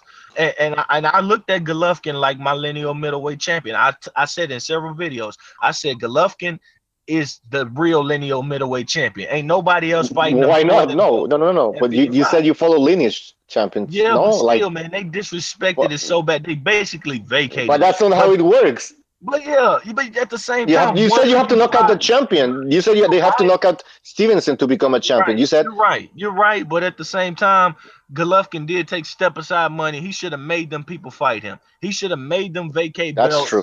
And, That's and, true. and then God damn it, I hate the middleweight division for what it is right now. Yeah, I hate it. I hate it. Finally, something we can all agree on. Wait, We agree that Canelo's a clown. Yeah. Cotto as well. Cotto as well. Like, and Canelo's no pound for pound fighter. He is not. and Floyd Adonis Mayweather beat you. Stevenson is. And Adonis Stevenson is. Hey, give me this. Who did Canelo knock out an old Cotto that had lost the Trout? Did he knock him out at all? Not in the first round. Did he knock him out at all? Who was knocked out, Cotto? Cotto didn't get knocked out in his last fight. Okay. But what I'm asking you, he's Nah, already lost. He's already lost. He's done nothing. So you guys literally needed to see Chad Dawson beat a crippled Sergio Martinez to give him any credit? Because Cotto had already lost easily to Trout. I need to see Chad Dawson beat somebody after he got knocked out. That's a good point. That's kind of hard to do. You know, that's when the shots come in. That's when the questions about you come in. You just got so then that takes the credit from Adonis's win over Chad Dawson. Well, what you have to do is you have to look and say, now you're saying anybody gets knocked out, they would. No, but low place. You gave credit. You give credit to Stevenson for beating Bellew because of Bellew's accomplishments, or because of Bellew's accomplishments after the loss to Stevenson. But what did he do before that? That he's still the same fighter. He just couldn't beat that man that was in the ring with him. He defended his WBC silver title like 2 or 3 times. So Dawson still has position. It was his mandatory position. A win can get better in retrospect. If Martin Mary goes to 175 and knocks out Adonis Stevenson, I gotta say, but did you see what Triple G did to Martin Mary? But Martin Mary can't do that because what did Dawson do after that? What did Dawson do after losing to Stevenson in 2 rounds or something, 1 round, whatever? What did he do after? What do you mean? What did who do? Chad Dawson? Yeah. He did. He lost. He came back versus Carpentier, I believe. No, I can't remember. Was Carpentier the next fight, or let me go look. Let's look. He lost to Carpentier. His career just went downhill. He lost to Carpentier. He lost to Carpentier. Carpentier was next. I don't want to misspeak, but he recently came back versus Funfar. So what you saw George Blades. A year later, he laid off for a year. He got a KO. He came back versus Carpentier. He blew his shoulder out in the fight, but nothing wrong with that. That happened, and he lost to Carpentier on Showtime. Carpentier actually, he impressed me on Showtime. He was countering the shit out of Chad Dawson even before Dawson was injured. He was really like in that fight, and then Dawson injured himself and went on to lose the fight. He got 2 more victories, and then he fought Funfara, who he was schooling. And he got knocked down in the 10th round. I was watching that fight. It wasn't live, but somebody had a stream. He was schooling. I'm going to be honest with you. The man was changing levels and swooping punches like a damn sweet pea, but it took too much energy from him, and he got KO'd in the 9th round, I believe. So, yeah, like to say you still shot when you can school it from far round after round after round, I'm hesitant to do it, but I will say this. If Stevenson took all doubt away from that what's the name being shot or being there. He hit him with 1 punch, and we didn't get to see him in the later rounds. What if we saw him in the later? Sounds like excuses to me, man. I don't know. It's like guys. KOing him with 1 punch, man. KOing with 1 punch, and you can't. What do you do? What do I look at? I didn't get to see if Chad Dawson was having problems with the right hook or blocking the left hand all night. It was just over with before you could judge anything. For all I know, Chad Dawson could have been in the best shape of his life, ready to go better than ever. Stevenson took that and just knocked him out. He knocked out a lineal champion. He went up in weight to do it. There's no inconsistency in that. It's not an excuse. It's the truth, man. Well, this conversation went on for about an hour. I think we can all, first of all, people dropped Jack and Reverse Lee dropped out. What the fuck? Yeah, me too. I came back. I don't know what happened. All right, I'll try to get them back on. Sometimes the thing make you fall out, and then you got to come back in. Okay, well, this conversation has gone on for a while, man. Pound for pound, I'll just say this. It's subjective at the end of the day, because you could have one guy number 1, and the second guy could be you could just as well make an argument for the second guy to be number 1. So I don't understand this whole... well, I was talking about Stevenson and how much credit he gets from that Dawson win, but the Dawson, he came back from losing to Andrew Ward. I know, but people get emotional. Although he was drained. He was drained. In my opinion, he was drained in that fight, though. But he did get the Fighter of the Year that year. It's not me only giving him credit for it. The boxing world gave him Fighter of the Year. So to take credit now after they gave you that makes no sense to do it now. Like you can't ask any questions about that. You say, was Chad Dawson shot? And you say, hey, what is a shot fighter? What does he show? What does a shot fighter show in the 5th round? Can somebody in the 5th round, what is a shot fighter doing? He's usually slow as hell. Yeah, he's not able to slip a jab. He's not able to time his own punches. When he's going back, he's going back off balance, and his feet aren't catching his body. See, So- the thing about this is Chad Dawson didn't get to that point, and he looked good up until the point where he got hit. Like, he was moving fine, but we are still left to question what was he in that ring, because one punch done him, and you can't take that away from a man. His power is real. So wait, I mean, it so are is you saying that subjective. Chad It's Dawson subjective, wasn't but one thing isn't finished? subjective is lineage, and you have to go fight for it. And if you don't ask me to take it away from the man. But hold on, are you saying then that Chad Kovalev- Dawson wasn't Kovalev. finished? Did you hear my question? What's that? Did you hear my question about? So No, I you didn't. okay? So you're saying that Chad Dawson wasn't shot? You said did you say he wasn't shot? No, are you saying that that what he you- wasn't shot? No, all I'm saying is I can't answer the question because Stevenson wiped the question out. He literally said, "Don't even talk about it. Talk about my one punch." Right. Well, he we did look. we didn't get to that point. I think And the people still Corpensi wanna fight. just put it on there. You can't make a man shot because you perceive he shot. You have to see it right then, and we didn't get to see it. Well, he didn't look good against Corpensi though. The very next fight, he didn't look that good. Chad Dawson. No, his next fight was a year later versus George Blades, and he got the stoppage. Right. Who was George Blaze? Just a comeback fight. That's what anybody would do after they will take the time and they come back. Listen, And- this whole thing about Adonis Stevenson being number one pound for pound has really stirred up the emotions of everybody here. Everybody's Oh, yes. concerned. Everybody's pent up. But you know what? This is what boxing's all about, man. You gotta have different opinions here. Some people are saying, "Oh, you gotta kick low place out." Well, why should I kick him out? This is the boxing debate arena, man. You step in here, you do what you gotta do, and if you can No, hang we're not in kicking anybody out, yeah, man. we're not kicking Yo, I tell anybody you out. what, I'm gonna be honest with you. I don't have any friends or supporters of the YTBC. Nobody likes the notion that I don't tell them what they want to hear, man. You know who you are. The boxing voice, when I call the boxing voice, they pull out the sound effects right away because I'm not tooting the exact horn they're tooting. I'm tooting the horn that says competition runs all, man. Competition from gyms to real fights. You don't ruin competition. You don't fight around people, and people don't like to hear that because they emotionally invested in these fighters. I have no emotions for none of them. You get knocked out, guess what? I'm going to watch the replays of you sleeping and the referee counting. They don't like that. They don't like that they can't be a person that doesn't care about these people. I don't. Oh, you don't care about the You don't have fighters? a favorite fighter. You don't have a favorite fighter that you would go like, oh Somebody asked me who's your favorite fighter of all time today, and they literally was mad. His name is Dan the Man. We had a few arguments, and I told him, see, that's your problem. You can't believe that I don't have one. I said I have favorite like duels of all time, favorite rivalries. I mean, that's a better question, but fighter, no. I'm my favorite person. I'm a damn narcissistic plump. I don't give a shit about these dudes. I mean, not in a bad way, but I love myself more than anything else. These guys, man, they make their money. They don't spend it with me. They spend it with their families. Yeah. That's true. Some people are like fucking homosexuals here. Like, this is my favorite fighter. You know, it's like, People, I mean, give it a that's how break. the Andre Ward fans are. Oh yeah. You have no right to criticize Andre Ward because you just sit at home eating chips all day.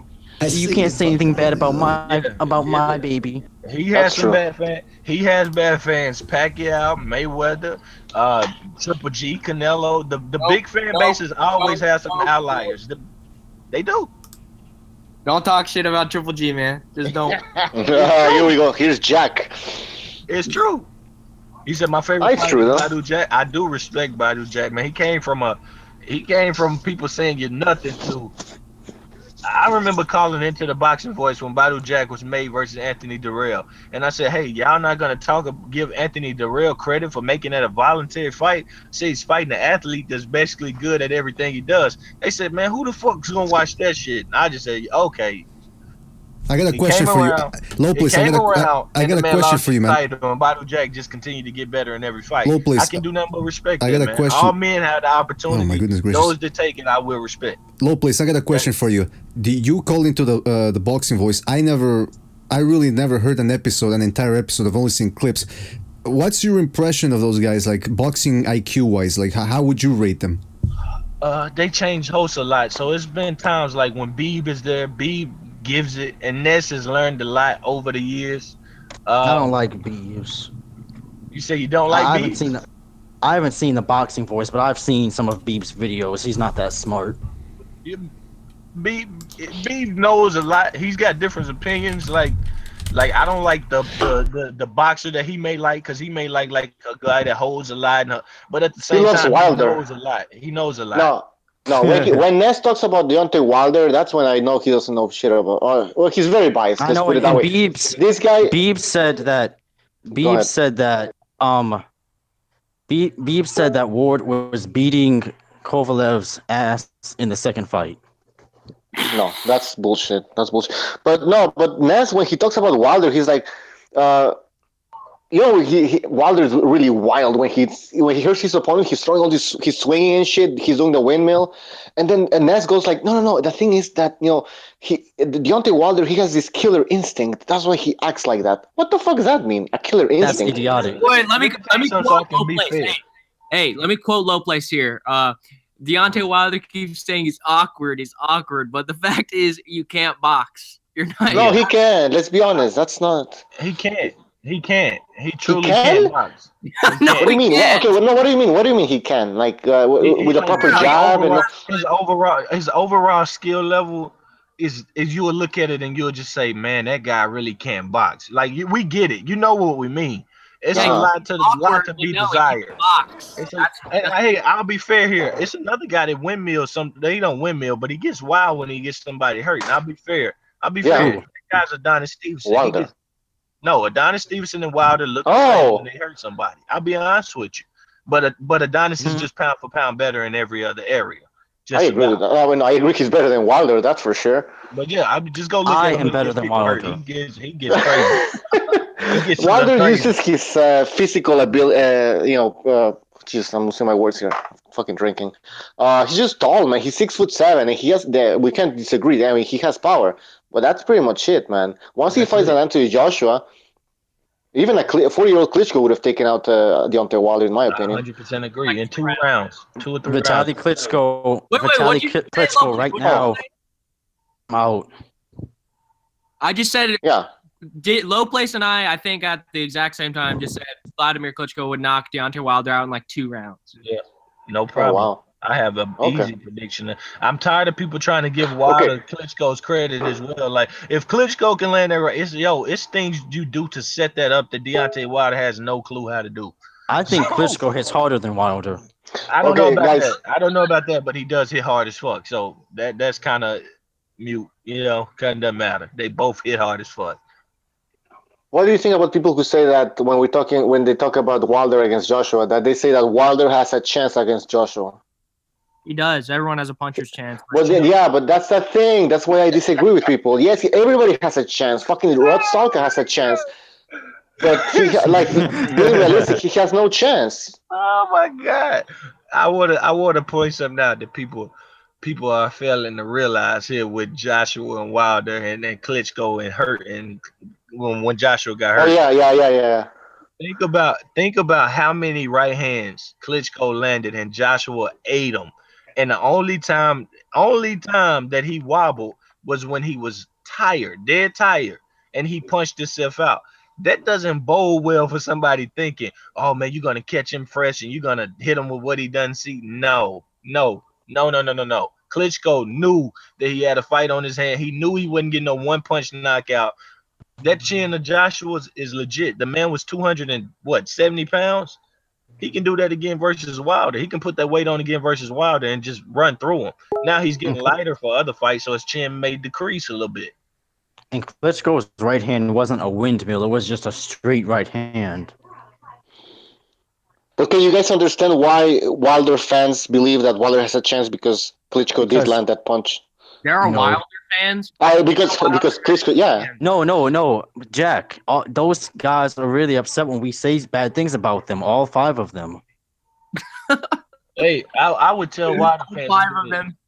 I would say, hey, sit down with Wilder and break the tape out and ask him what Klitschko did in the process to set up the first 3 right hands he landed. Wilder wouldn't be able to break down what Klitschko done to set up. So if he can't even break down what was done to land the right hands. How the fuck do you expect him to set the right hands up himself? What was it? Was it a feint? I don't remember. I could likely go watch him right now and tell you exactly what it is from the first time he looked to set it up. I don't think Wilder can. It was a feint, no? It was a feint and then a jab and then came the right hand, I believe. I don't remember. And I know Hamed, he's English, and right before, and the English commentators, right before Klitschko threw that punch, he said, "Oh, you're not landing that again," and then he landed the punch and knocked Joshua on the floor. Hey, but let's give credit to Joshua. He showed fucking a lot of heart, man. Deontay Wilder gets like hit once by a Klitschko hand. I want to see that. I would say he wouldn't have the heart to get up, but he'd be unconscious. He wouldn't have the chin to take it. We don't know that yet, though. We don't know that yet. No, I know. I feel like I do know we know that. Unless Did you see him up versus a 90 Molina? George Foreman, he doesn't have much of a chance against like Wilder, any other top heavyweight in the world right now. I give Joshua a lot of credit though. When Klitschko started throwing that big right hand after he hurt him, he started changing the level on it, and that was for a big man that big to be able to drop his knees and his butt and get under a shot. I seen Andre Ward do this a few times with Kovalev. He didn't do it enough to where I felt like he was a clean fighter or nothing, but that was good of him. And Joshua does that. Joshua does that well. So, you know, when he sees him and he don't want to be hit with him no more, he started just taking him off of his elbows and, real quick, and letting it slip in. That man's a good fighter. Joshua's elite. Let me give a shout out to my friend on Twitter because I just asked people if they're watching the podcast. My friend Kovalev was. I can't stand Low Place yelling and shit. He's a fucking idiot. That's what he says, Low Place. Tell him thank you. Tell him thank you. I just tell him when I tell him to bet on the fight to do it that way because I'll grow on him like body hair. I grow on people like body hair. It ain't my fault, man. You're in your infant stages right now. You get no good hair growth on your arms. You got no underarms. I'll be there in about a year. I'll be there in a year or so. I mean, you may disagree with Lopez, but he makes arguments, right? He builds up his arguments. Other people just call you hater and this and that, and that conversation is over. It's like, that's not how it works. You gotta build your arguments and stuff, and he's doing a good job, man. Facts. I'm telling you, he'll have some underarm hair in 6 months, man. He'll see. He'll be in love with you in 6 months, right? I disagree, but okay. He look at his underarm, his hair gonna spell Low Place. He'll be looking up your Facebook, man. He'll be looking up your Facebook and stalking you within the week. I can guarantee you that. Happens to me all the time, man. You should see how many freaks out there want a piece of BDA. I don't got a Facebook. I knew no Facebook for me. No Facebook for you. Yeah, I agree with that. Facebook and Mark Zuckerberg always reading your private data and sharing it with companies. Not Twitter, y'all. Yeah, only Twitter, and even then, I mean, it's just for business purposes, really. No, you don't need to follow me. You already follow me. Yeah, I had a Facebook, and I don't like to put my name out here because these people are nuts. Exactly. And Facebook came to me and like, okay, give us your ID and your this and that. And I'm like, and I was just talking boxing with T Street Controversy on it, and me and him, you know, we didn't always agree. So some of his nut-holic fans, or maybe him, they came and they started spamming my page up, flagging my page up. And at the end of the day, Facebook was like, okay, until you give us your ID and your home address and you're not getting an account. I'm like, okay, well, fuck Facebook. Exactly. And I've been a Twitter head ever since. Have you guys ever seen that clip of Max Zuckerberg where he's being interrogated and he's actually sweating profusely? You ever see that clip? Who is that? Max, what's his name? That Facebook guy. Mark Zuckerberg.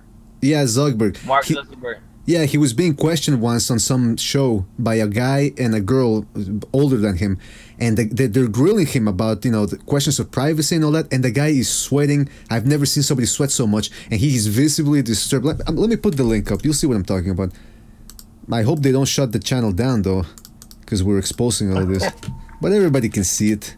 I mean, think about it. For a person to have to set up a artificial intelligent world, they gotta kind of be, it's you know, some person that may not have had a lot of friends in the first place sitting around just like, yo, we need to get better some different way.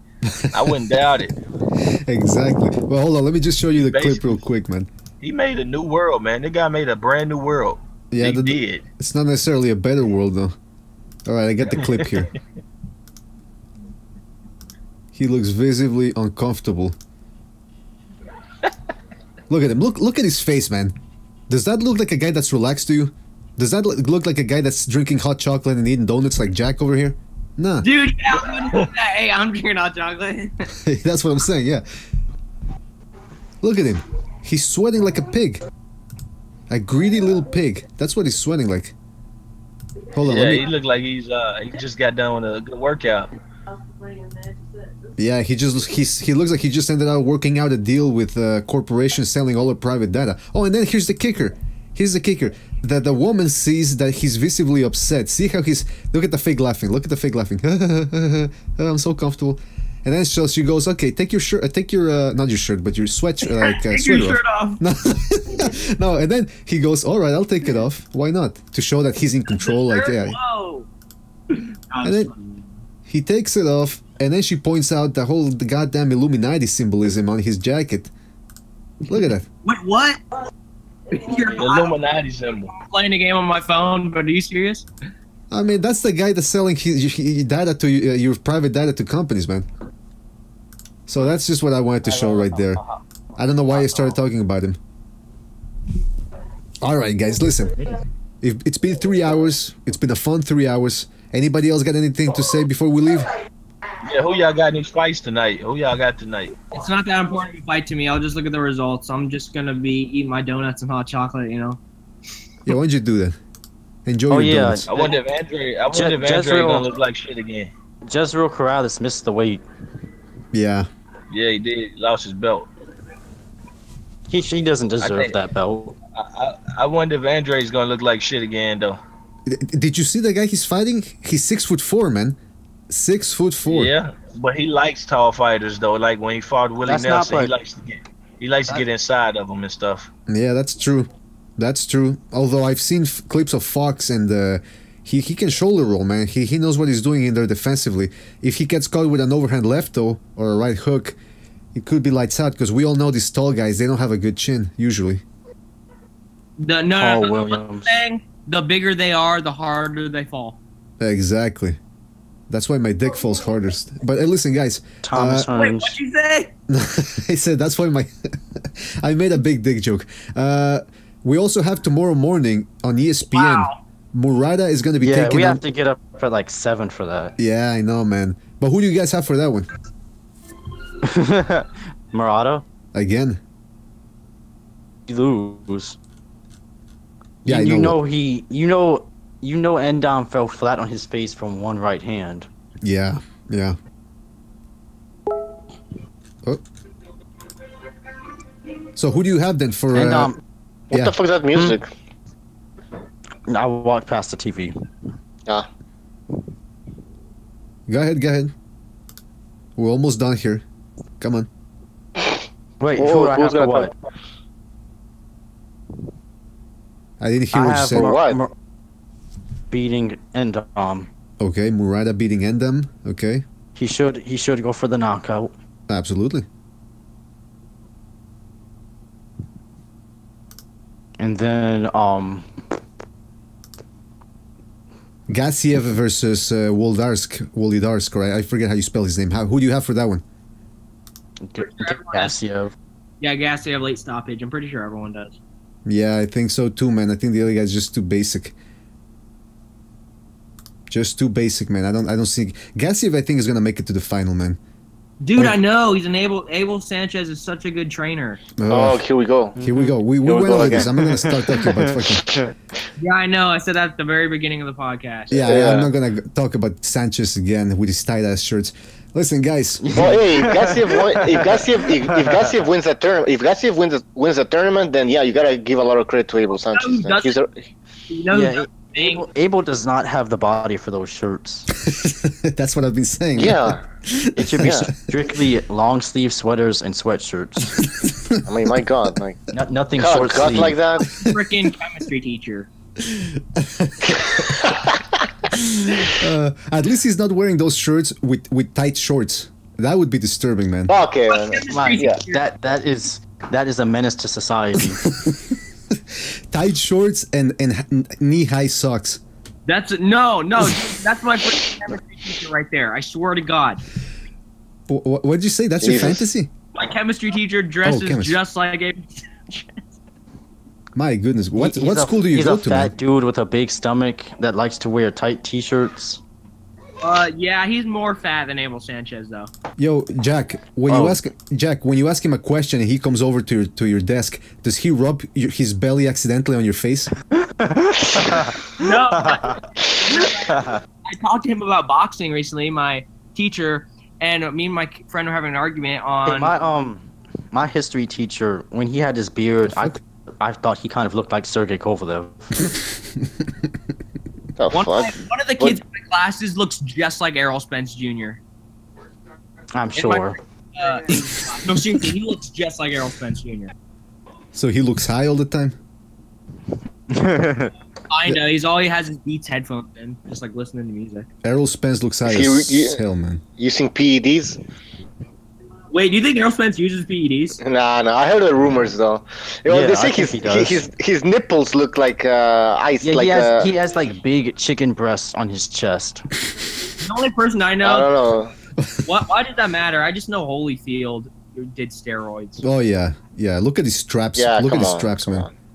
And did you see his breasts? No, I did not see his breasts. Fucking too much. Yeah, and Errol Spence, he had like a flat chest in the weigh-in, and then he had this big old balloon chest in the actual fight with Kell Brook. Okay, that's weird, man. That's very descriptive. He has nice juicy tits, and then that's what I'm hearing. Fuck. Hey, where did Low Place go, by the way? He dropped out? Yeah, Mom, it's just a joke. No, I'm just fucking around on the big nipple, on the cheesy nipple thing. Saying nipple out loud, fuck. This is gonna get us banned from YouTube. We keep talking about nipples. All right, guys, listen. Yeah, it's been fun. It's been a fun 3 hours, even though we said we were gonna go only 1 hour. But hey, that's the conversation is so good. No, when we first started, I'm like, okay, this isn't gonna go just 1 hour. It's gonna go like 2 hours and 30 minutes. Hey, yeah, it's always like that. Whatever it takes, right? That's what I always say. Guys, it's been fun. I'm gonna look for a way to catch the Gassiev fight, which starts in about an hour. I want to thank everybody that was in here. I want to thank Low Place. I want to thank Reverse Lee, Jack. I want to thank King Bucho. I want to thank Ray Guerra, who was here earlier and who had to drop out about, 15 hours ago he dropped out. So he was here. Yeah, 24 hours ago when we started this podcast. I also want to thank Canelo, Give Me My Weight, Akuma's Deception, Robert Raymond, King Bucho, who was holding the fort in the chat. I want to thank Hamed, who couldn't make it this time, Split D and Victor. I hope you guys make... I know I keep interrupting people, but one of the comments was so funny. Hamed said Joshua breaks Wilder's guard, and King Bucho replied saying, what guard? No, he has no fucking defense. That's the comment of the night right there. I want to thank Pete Long. Yeah, I'll see you guys later. Hopefully I'll catch you guys next stream. All right, man. Take care. Thanks for being on, man. Thanks for making it in. So yeah, the usual suspects in the YouTube chat section, bringing up some very good points. Fernando V, as always, thank you very much for being here. You guys gotta step into the arena though. You gotta give us your Google, shout out us at Google Hangouts. We'll invite you. You can give your opinion. You can talk about whatever you want, and that's about pretty much it. King Bucho, on behalf of BDA and everybody else, we bid you good night. Yeah, you can come in and you can tell us how you think Jeff Horn is pound for pound #1. Okay, well, oh my God, he's not here to defend himself, so we won't be going that route. When he's here next time, we can continue this 3-hour pound for pound conversation next time. Well, this was another successful, and I say that relatively successful, BDA podcast. We'll see you on the next one, guys. Take care.